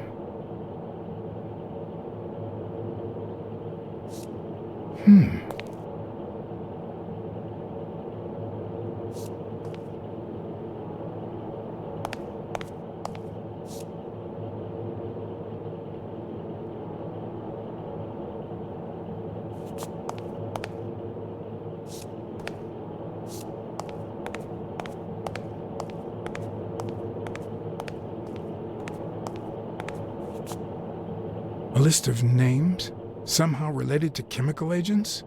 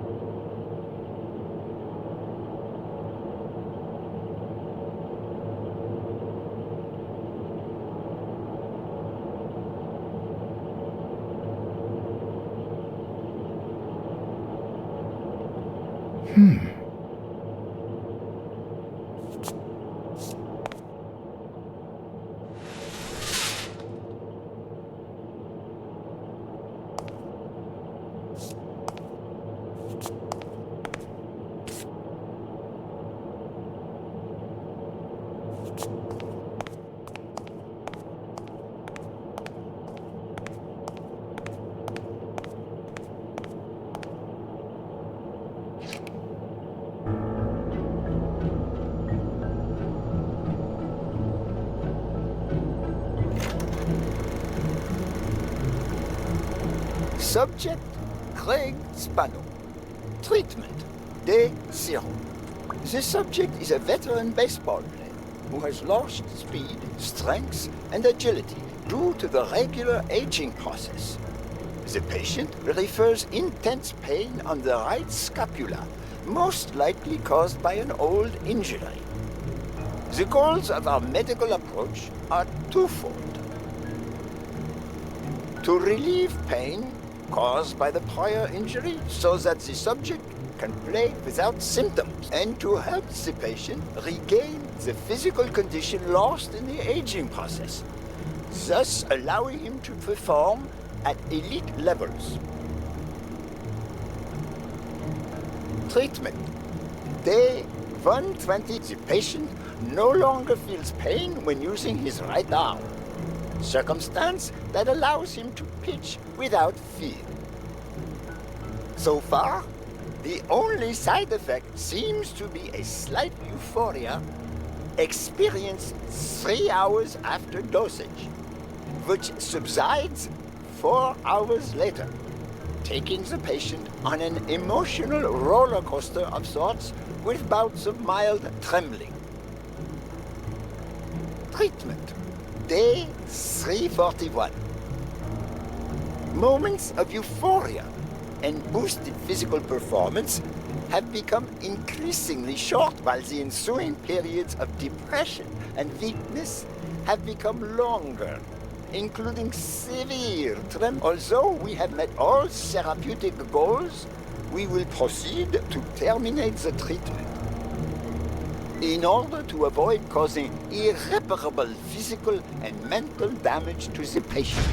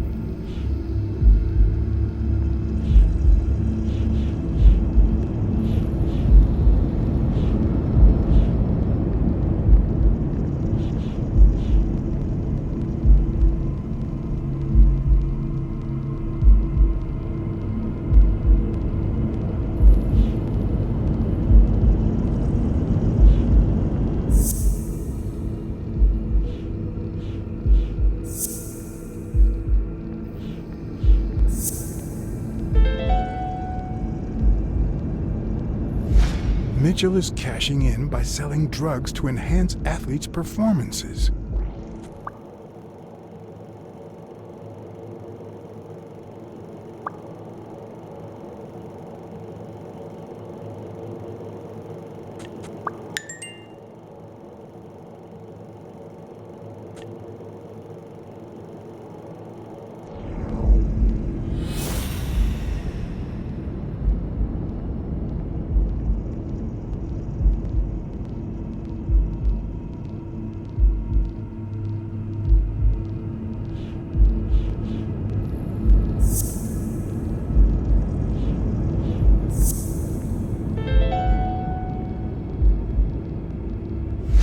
The worst part of Mitchell's scheme isn't that it's illegal or unethical, it's that he didn't even care about compromising the athlete's health.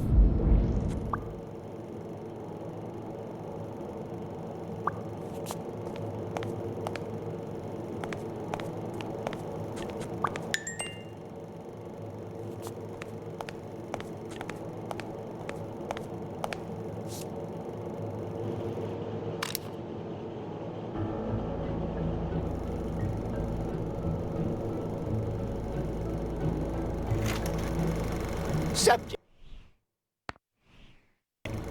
Brunhilde Gruner.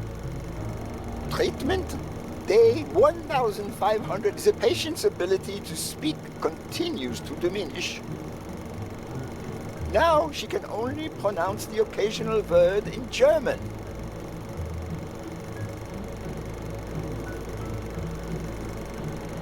Tissue degeneration persists.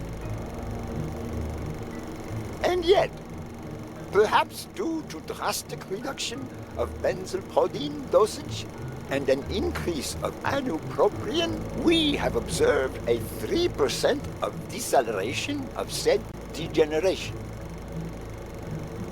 Furthermore, and perhaps this is the best finding so far, the subject exhibits a mild recovery of her speaking. It's not a lot, and yet we are on the right track. All hope is not lost.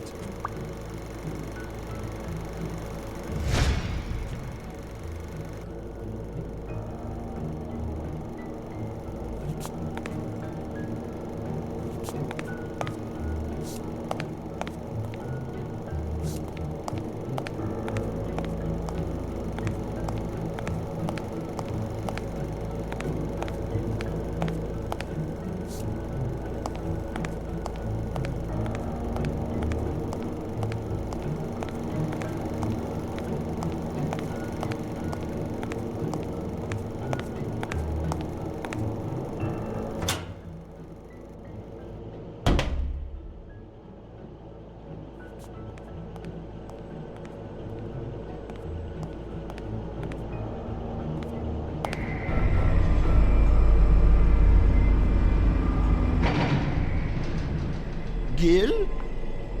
You know you're not allowed down here. You know you're not allowed. You bastard! I kill you right here, right now! I don't know. You don't know? I know you're testing drugs on that girl. Brunhilde? No, she's my daughter.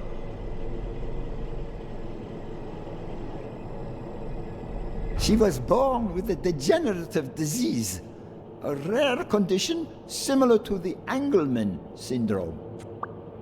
There are only 4 known cases like hers, and none of the patients reached the age of 5. But I couldn't give up. I continued to research and found something. It didn't make her better, but anyway, that same treatment used on healthy subjects seems to improve their stamina and their reflexes. It also seems to improve their pain threshold. Somehow, the Reich heard about my experiments and tried to recruit me to create super soldiers. Yes, that Reich. We're talking late 30s, Berlin. I escaped with Brunhilde and came to your country. But the American military also heard about me. I spent the entire war experimenting with drugs on soldiers. Some were highly effective, I must say. When the war was over, my experiments were discarded. I was forbidden all access to the drugs, and Brunhilde got worse. But then God sent me Angus Mitchell. We had met during the war, and he came to offer me a deal. I would make drugs for athletes, and he would sell them. With my earnings, I could pay for Brunhilde's treatment. What else do you want me to say? What are the long-term effects of those drugs? It depends on the patient. But they all develop an addiction, even Brunhilde. They also suffer other symptoms. Some become delirious. She's losing muscle mass by the day. Others lose their ability to focus. And some, slowly but surely, lose it all. About those pills.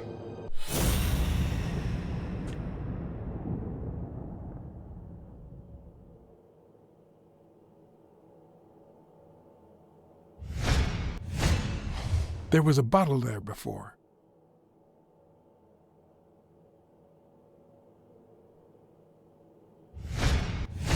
What is he looking at?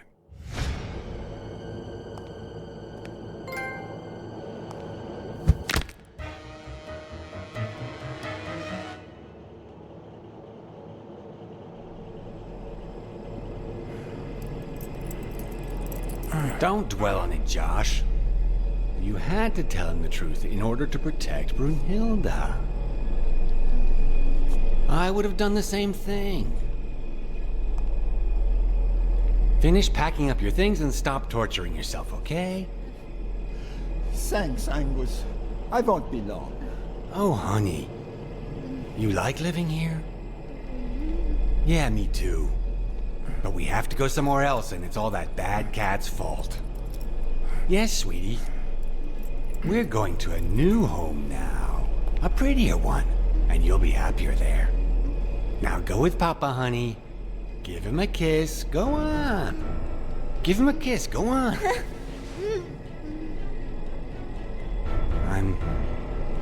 I'm sorry about this, Josh, but we gave it our best, didn't we? What?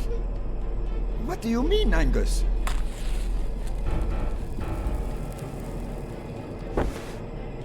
I wish it hadn't come to this. Angus, what's wrong? Goodbye, Josh.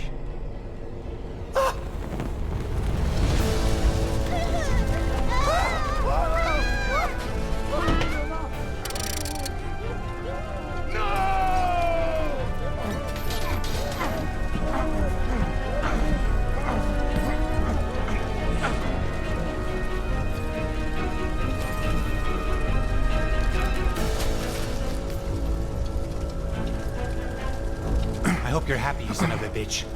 They were good people.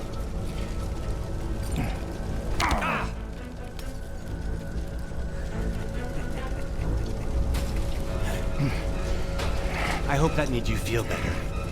I like it when you smile.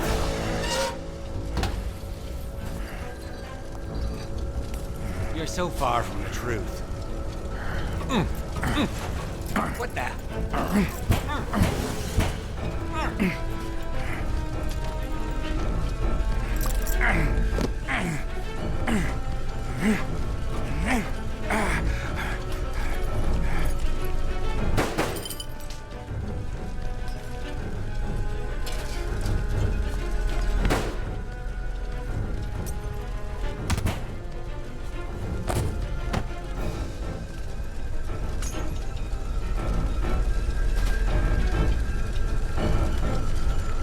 The mask would buy me a bit of extra time.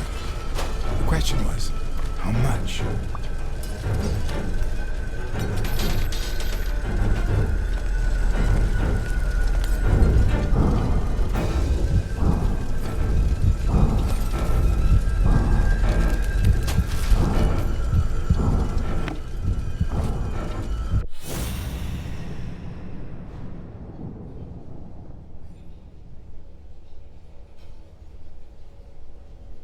Spano just ran out that way.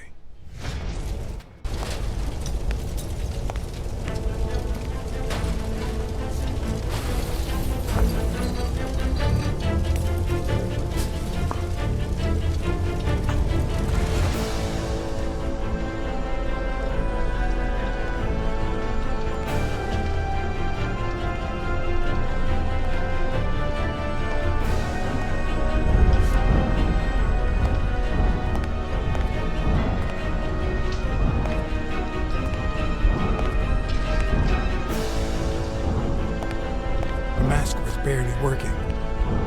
I needed fresh air.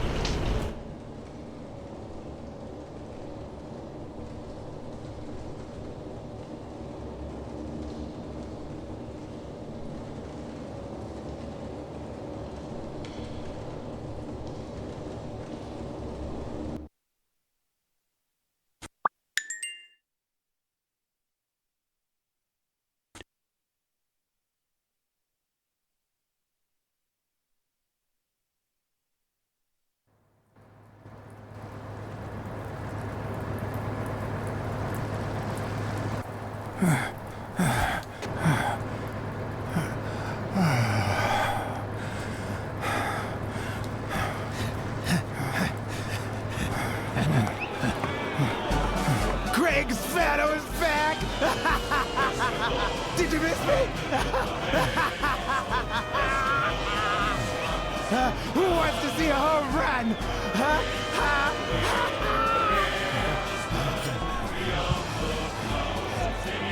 Now you're gonna see. Bring it on! Let's go!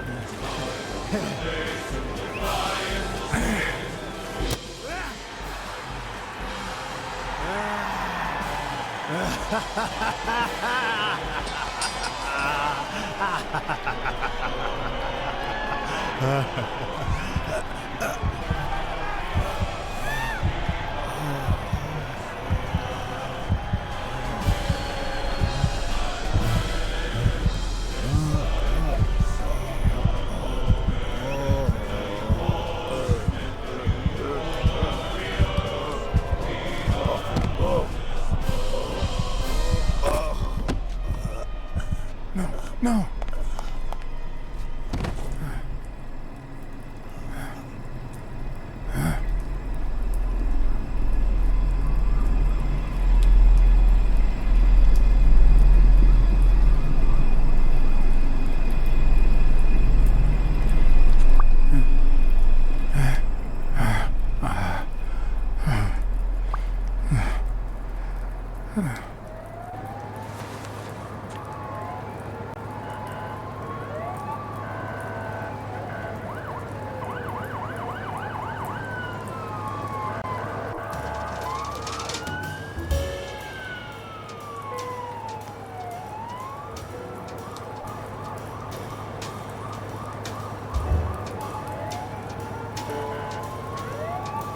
Don't torture yourself. You did everything you could. Will he make it? The doctors think so. They found him unconscious by the basement door. What?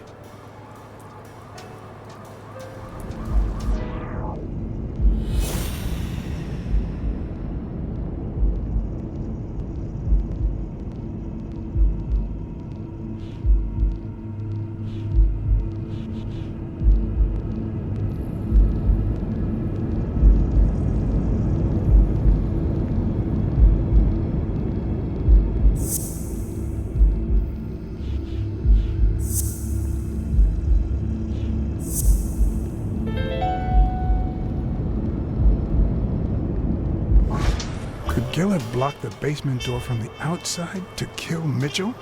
You think? That's a serious accusation. Are you sure, or is this just a theory of yours?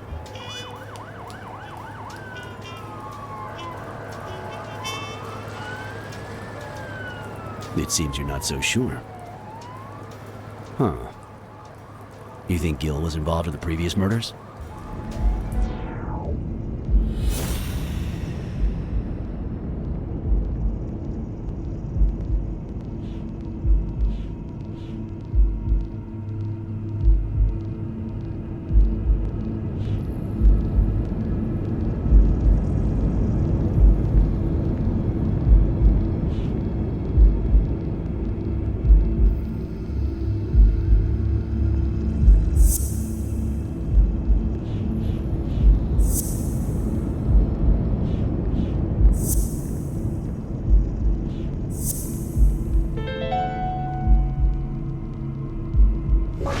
What if it was Gil who killed his partner Randall Lee under Mitchell's orders? Another serious accusation. Are you sure?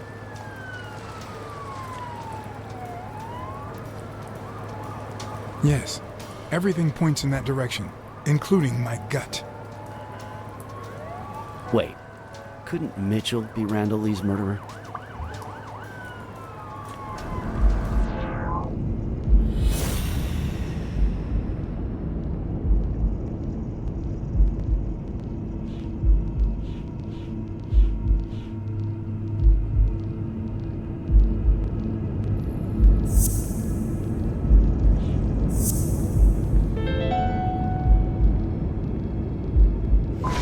So he misses with 2 shots at point-blank range, and then he hits a guy smack in the forehead from across the street?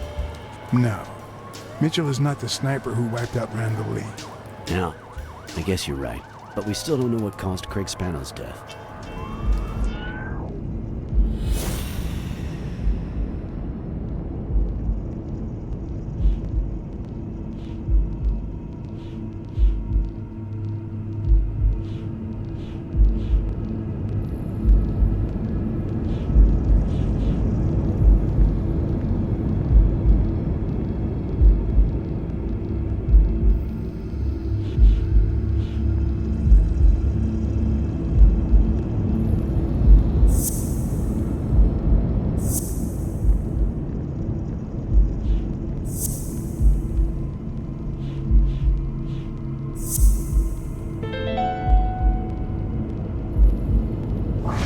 There's no doubt about it. Spano took drugs from the lab, and they killed him. But if that were true, how many more athletes are in danger? And most importantly, who are they? Is Bobby Yale involved?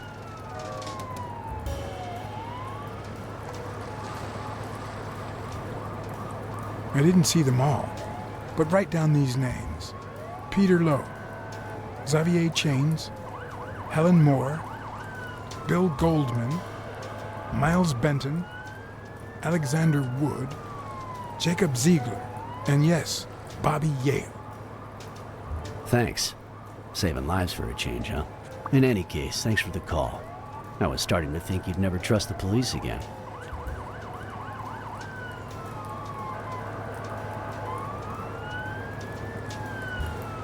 I don't trust the cops.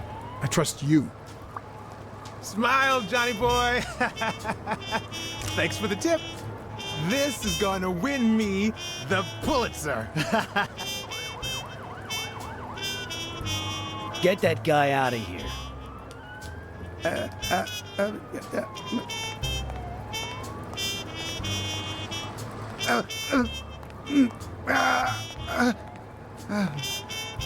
All right. Let's get this over with. When the war ended, Mitchell convinced Groon to use his super soldier drugs on elite athletes. Somehow, Dunn found out about Mitchell's scheme. So when Mitchell heard that Dunn was onto him, he ordered Randall Lee to kill him and frame Yale for the murder. Then, he made Randall search Dunn's house and the gym for any incriminating evidence he might have had against him. The poor cleaning lady died almost by chance. When you stuck your nose in the case, he tried to scare you by sending his thugs to give you a beating. And when that didn't work, he asked Randall Lee to finish you off on the gym rooftop. But Randall not only failed, he got captured. So Mitchell ordered Gil to put a bullet through his head, which only made Gil upset. You kept getting closer and closer to the point of discovering his headquarters. When Mitchell realized he was cornered, he burned his bridges by setting the lab on fire, along with Dr. Grun and his daughter. Gil saw the opportunity to get back at Mitchell, so he blocked the only exit so that he would also die in the fire. Did I leave any loose ends? Just a few. But don't worry about it. I'll take care of them now. So I guess thanks for everything.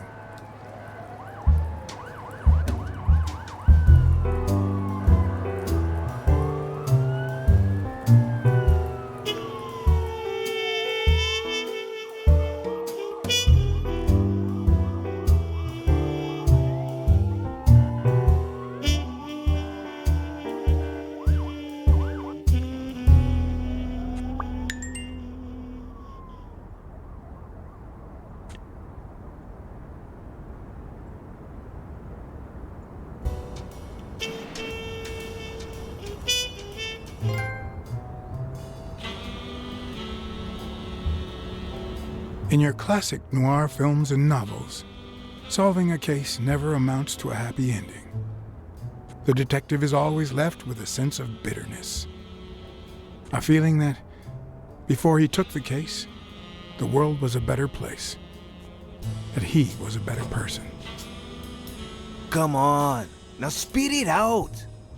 Sometimes I just let my character get the best of me. What do you want from me? I told Stone what I knew, that he was going to let Yale win, that if he didn't, O'Leary would destroy Helen Moore's career, and that Moore was doomed either way, or would be as soon as America discovered her sweetheart was on drugs. I don't believe you. No way. Who sent you? Today? Nobody. And what if I did believe you? What would that change? If I don't do this for her, how could I ever look her in the eyes? How could we stay together? You think you'll stay together when you lose your title and they accuse her of doping? At least I'll know I tried.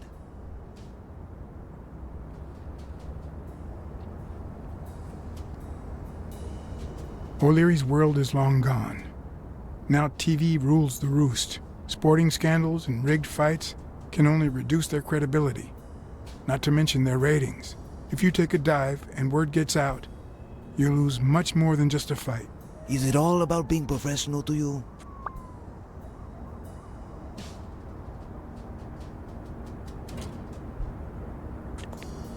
Suit yourself. But trust me, your manager is a murderer. Get as far away from him as possible. Hey, Blacksad! I'll think about it.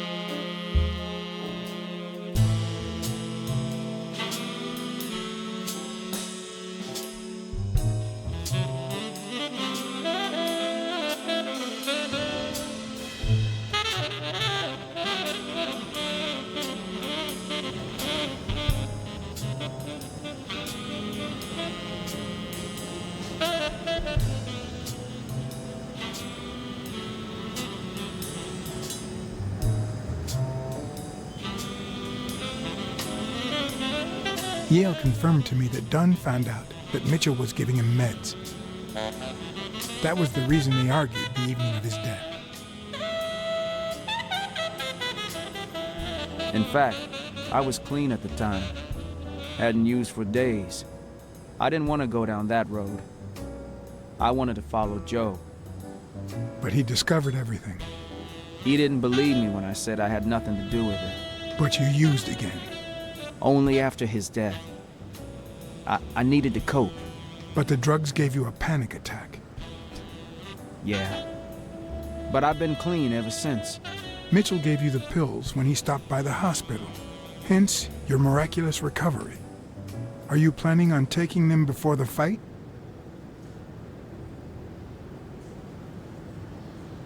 Don't do it, Bobby.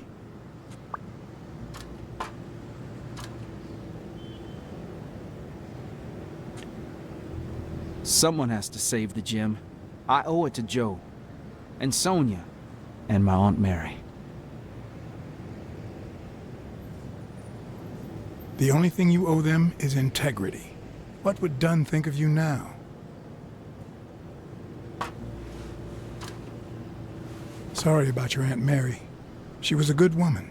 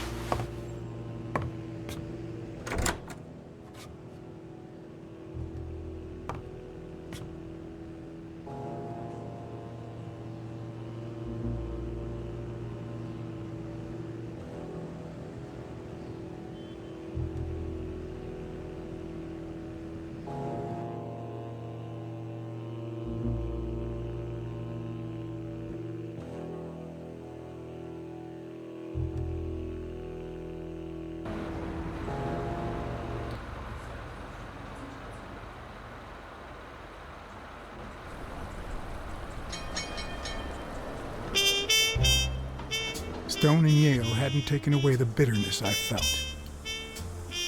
I needed a friend. In appreciation for the tip I'd given him, he insisted on buying me a milkshake that he drank. After the perfect storm of corruption and murder, only friendship could reconcile me with the world. Only that could make me believe in mankind again. Only that could cleanse my soul. Only that, and money.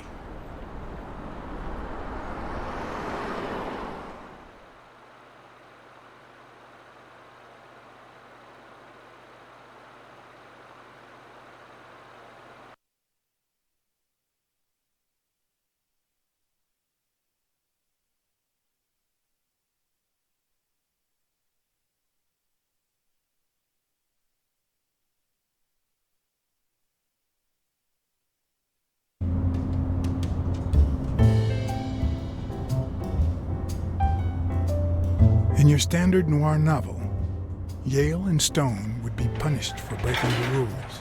There would be justice for Sonia, the victim. But this was the real world. As the detective who had cracked the case, I just had to get my paycheck and be on my way. Nice to meet you, Mr. Blacksad. Mr. Thorpe is on his way. Care to take a seat while you wait?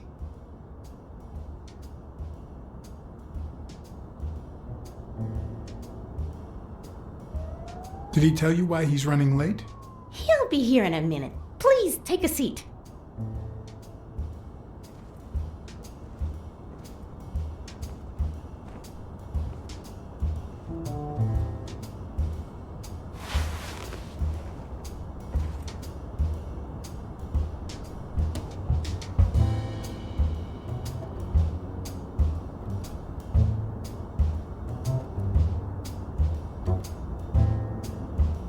No matter how many curveballs destiny throws his way, he always manages to land on his feet. When he was a rising sports talent, the war put an end to his career, so he became a war hero. After the war, he didn't end up like Gil or like me. He became an elite athlete, a Hall of Fame football star. When an accident left him in a wheelchair, he went on to succeed in advertising. The last time I climbed a skyscraper, I had very different intentions. I wasn't there to claim my reward. I was there to punish someone.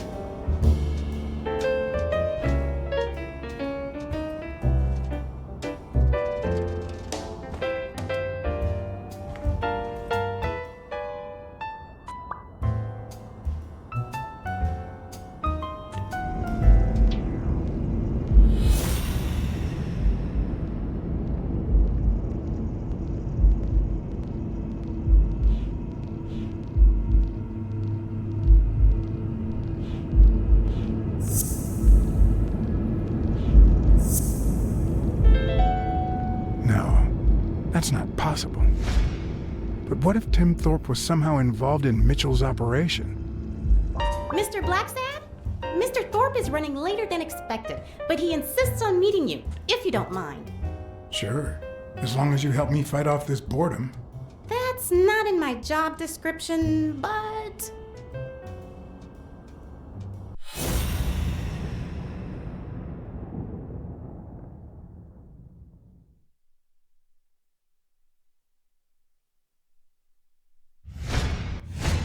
If I had her markings on my skin, would I be the same person?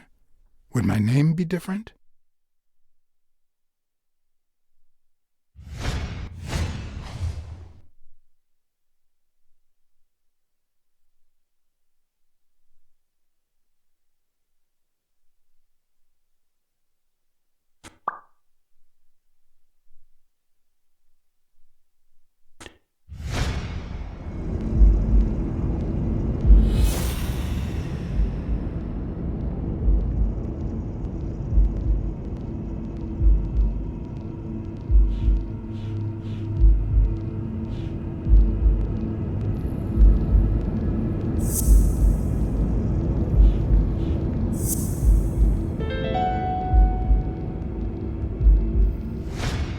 If my hunch is right, there should be a meeting with Mitchell noted somewhere in Thorpe's agenda. Well, you see, I've got a problem. In order to figure out how much Mr. Thorpe owes me, I need to know what day I started working on the case. But I can't remember. You wouldn't have that written down, would you? It sure wasn't on my shift. I'd remember. Let me see.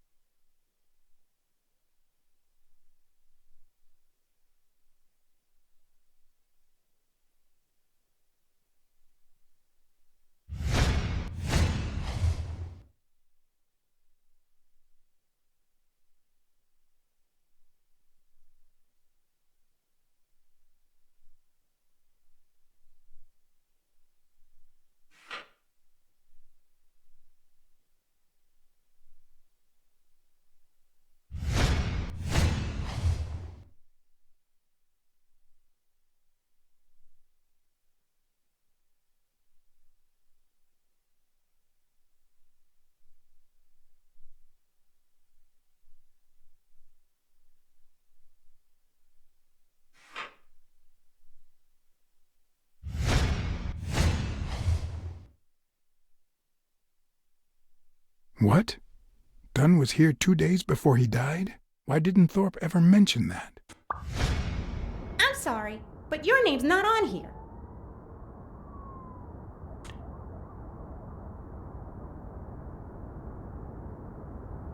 Wait, I just remembered something. The day I came, Joe Dunn had just walked out the door. Well, no. You don't have any appointments. Although, I guess I could have forgotten to write you in. Mr. Dunn, who's usually very kind, left in a flurry. He even slammed Mr. Thorpe's door. Okay. Now I know I have to get into Thorpe's office. And he didn't even say goodbye. Yes, that was the day. You don't recall me because the minute I saw Dunn stomp out, I followed him. I never actually came in. Of course. That explains it. No doubt. So, since it looks like Mr. Thorpe won't be here soon, I think I'll go take a walk down the hall. Gotta stay in shape.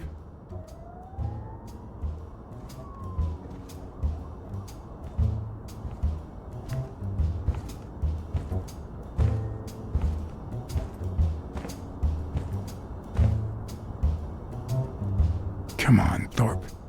Tell me there's a back door to your office.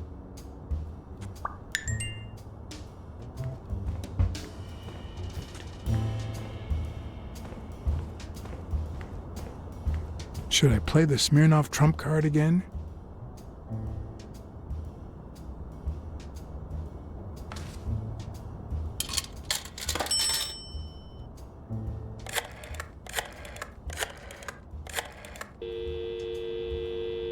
Smirnoff didn't know what to think.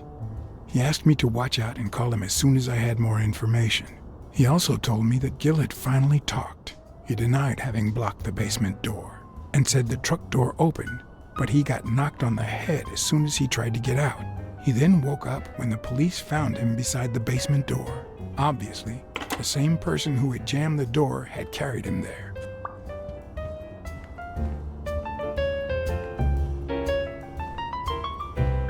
If Weekly were here, I'd have to tie his hands behind his back.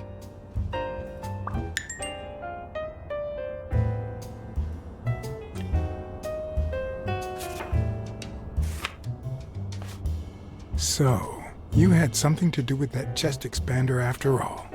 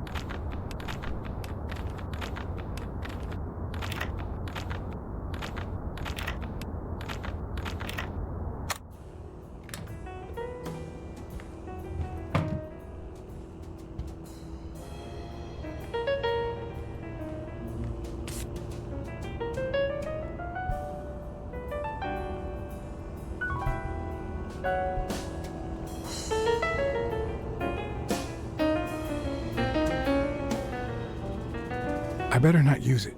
It might be connected to the switchboard at the front desk.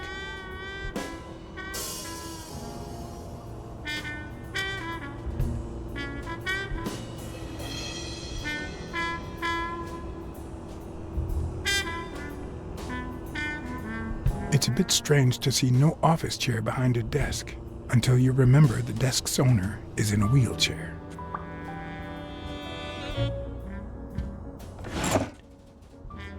Of course. Oh, crap.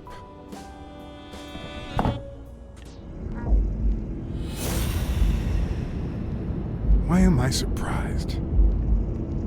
In every investigation, there comes a point where every single lead seems to go down the drain. And you have to retrace your steps to get back on the right track.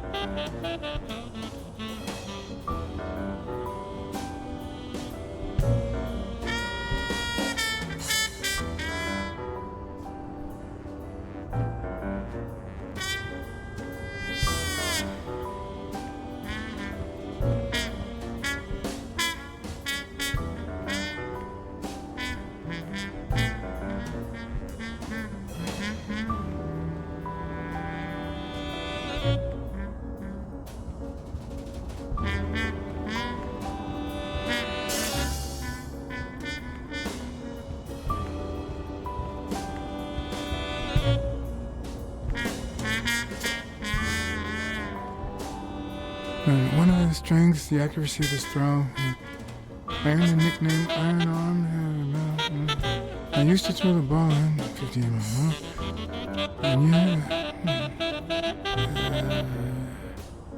Went wherever it wanted. And my coach, the great Joffrey Sachs. And so I worked hard.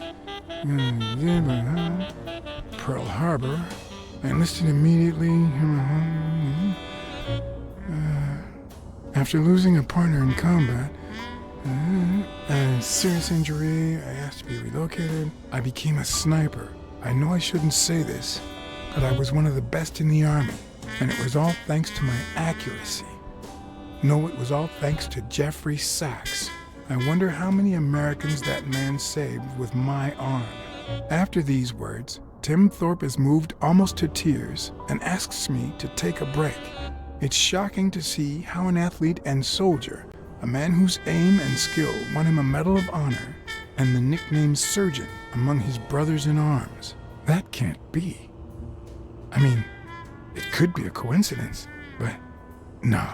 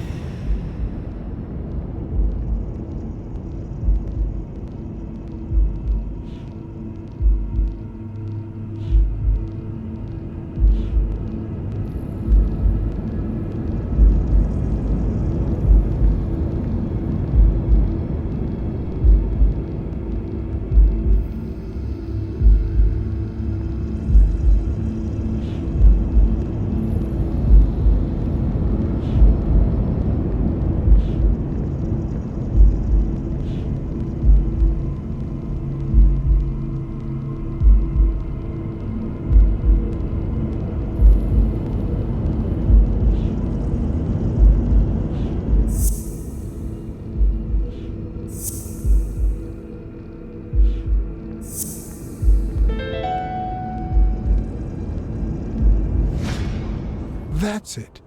Thorpe is the man behind the whole drug operation.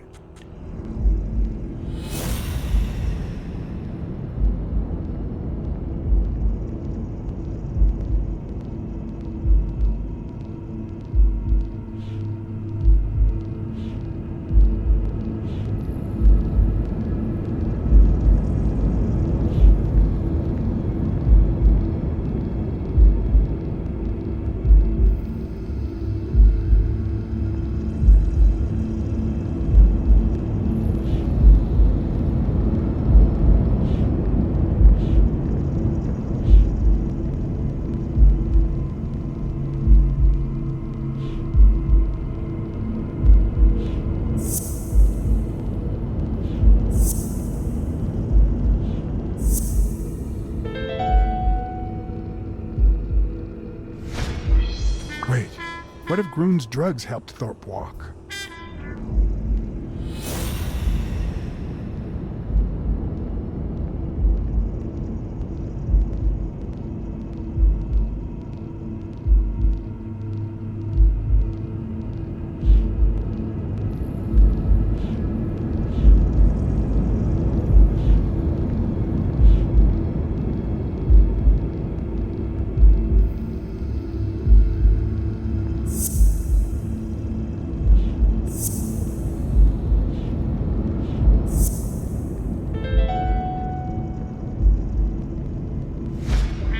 Of course, it wasn't Mitchell or Gil. It was Thorpe who shot Randall at the hospital. Everything adds up now. And yet I can already hear Smirnoff telling me I have no conclusive evidence. What if I set a trap for Thorpe? But how?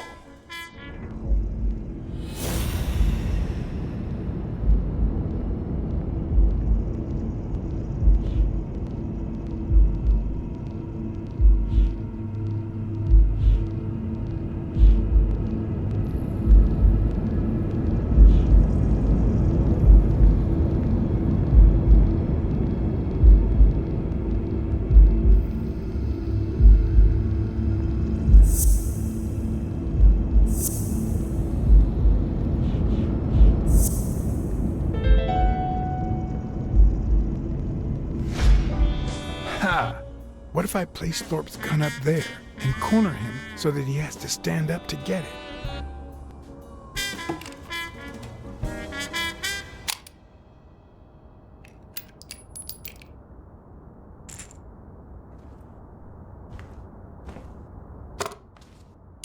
The show was about to begin. All I needed was an audience and some patience.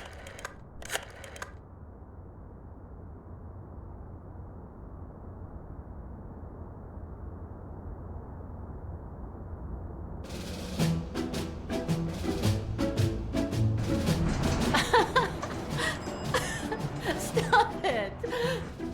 Arr! Don't you know who you're dealing with, matey? What a silly man. Mutiny! You wants to be shark bait, do ya?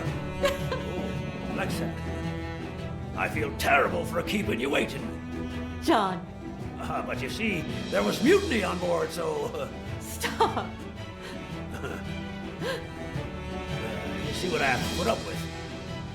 All right, helmswoman, to the cabin with you! Onward! Aye, aye, Captain. Come along, Blacksad. Julie, don't let anyone bother us.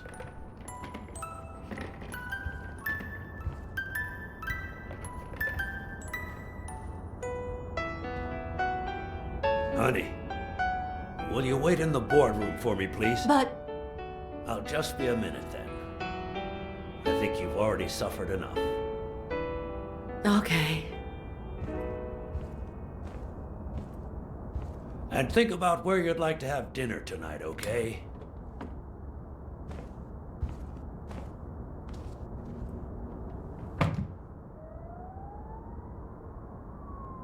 You see, I'm not gonna pay you for solving the case.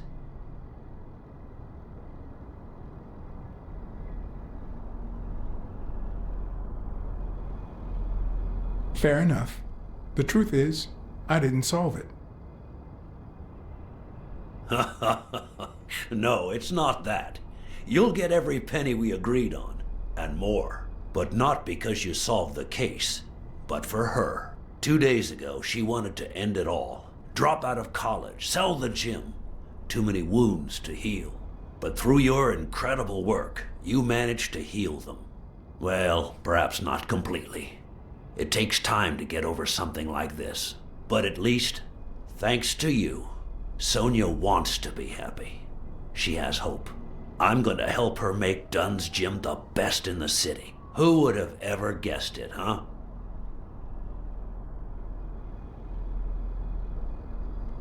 In the end, it seems like Dunn's death was the best thing that could have happened to the gym, huh? Don't be so cynical. By God, can't you stop playing the hard-boiled detective for 1 second? Anyway, back to the case. All those people you confronted. Gill, the German doctor, even Mitchell. Huh. I would have never suspected him. Did they say anything? Why did they do it? Did they mention any accomplices?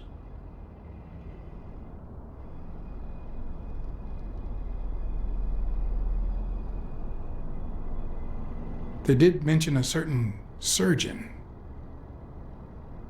Surgeon? You have any idea who that could be?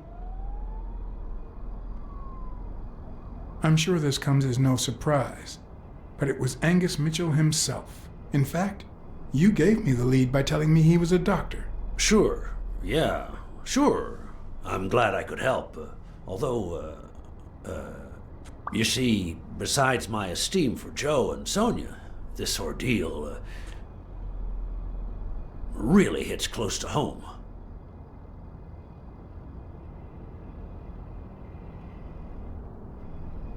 No doubt. I understand. Sports are my livelihood. Do you know how many of the athletes involved have a deal with me? How do you know that? What? Oh, wait. Sonia told you. Yes, that's it. Sonia told me. That's funny. I never told Sonia. Well then, do you know how many of the athletes involved have a deal with me? I don't really know. I'll tell you. Too many. So far, the papers only talk about bodies down at the docks and an illegal lab. Not one has mentioned the athletes. But if one word gets out, this agency's future could be on the line, not to mention Sonia's and the gym's. Could I ask you to be discreet?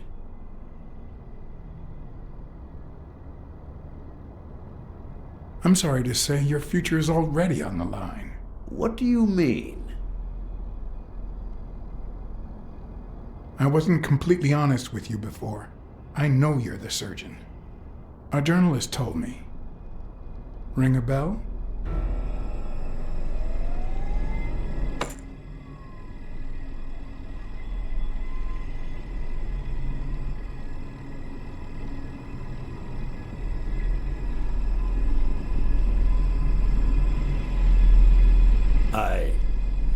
I'm sure you've got good intentions, but you're wrong.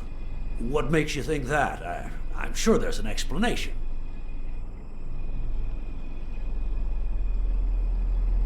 Don't deny it. I know Mitchell gave them to you. People see a wheelchair and think, poor guy, he can't walk. But there's so much more to it than that. Some nights I can't even sleep from the pain. That doesn't explain why you didn't tell me you knew about those drugs.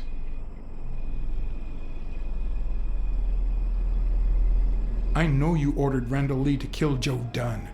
And you tried to frame Bobby Yale, who had recently given up your medical services. Joe was my friend, don't you get it? I hired you to solve this damn case. You think that's what a murderer would do? Only because you thought I'd blame Bobby Yale and drop the case.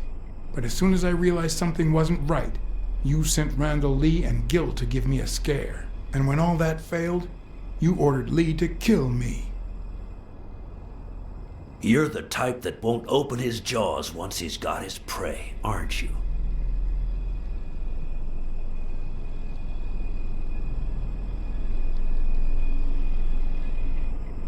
You're right.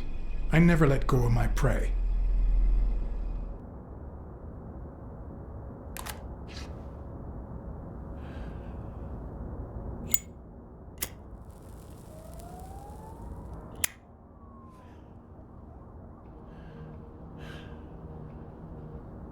Put yourself in my place for a minute. You're a promising football player who just got back from the war, but you're still a nobody.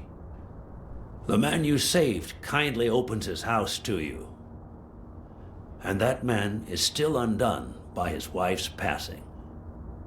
He works all day at his gym, and he drinks himself to sleep at night. So you practically end up raising his daughter.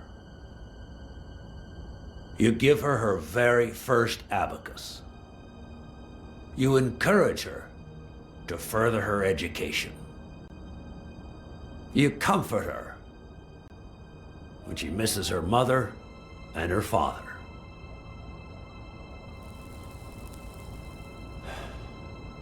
Meanwhile, your sporting career takes off.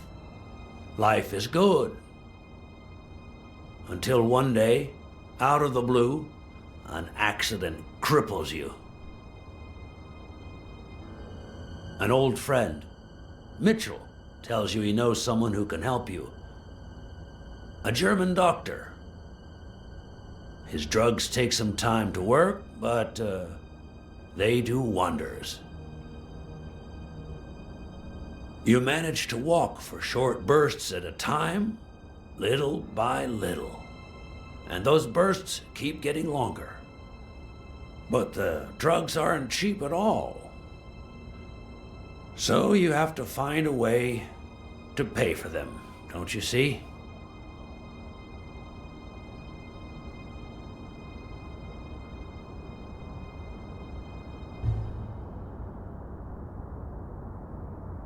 So you started by selling drugs to athletes. Then you decided to start an advertising agency to hire those same athletes. Drugs would help them excel, and you'd get better ad deals. The perfect business model. Your first client? Craig Spano. His career had hit a rough patch, so...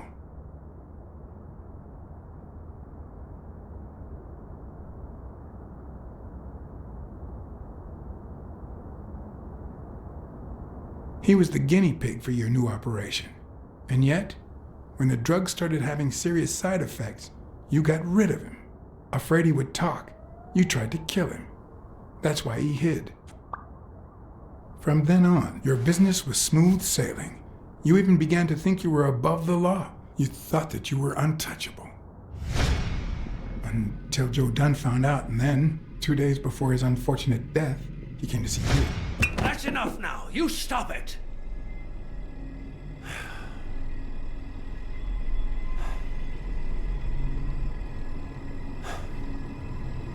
Now, I don't know if I'm above the law, but I am sure as hell not beneath it. Do you know how much power I have? The kind of people I eat with every day? I could shoot you right now, and nothing would happen to me. With that gun you keep in your drawer? I'm afraid not. I placed your pistol out of reach, just in case you happen to confirm my suspicions, Ironarm. And now, if you'll excuse me, I have an appointment with the police.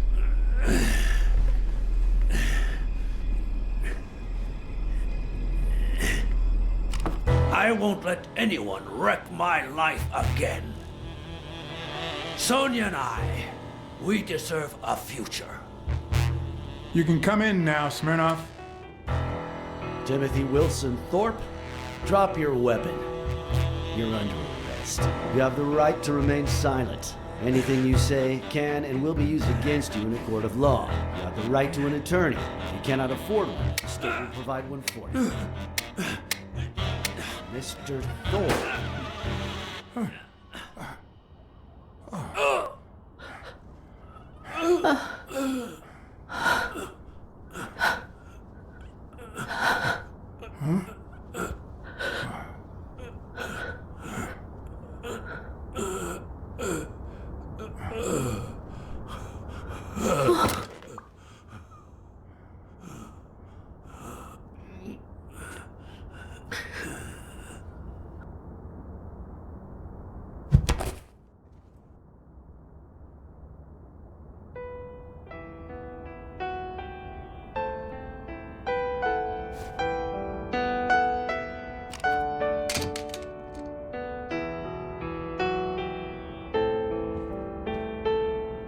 Sonia Dunn, you are under arrest for the death of Timothy Wilson Thorpe.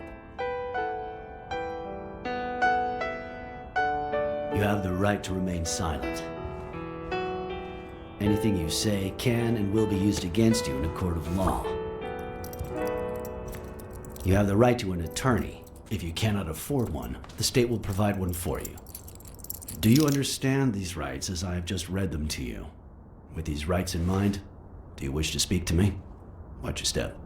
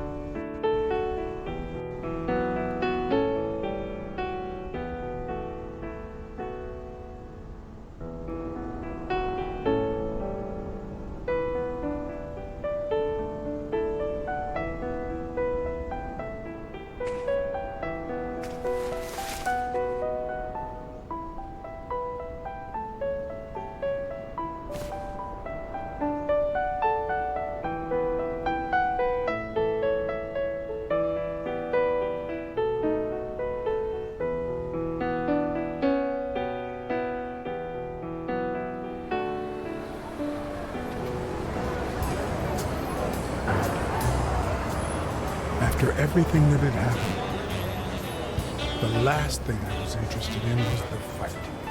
Did Yale take drugs before the fight? Did Stone let him win? I had done everything in my power for things to go the way my moral compass dictated. Whether anyone would listen to me, that was another story.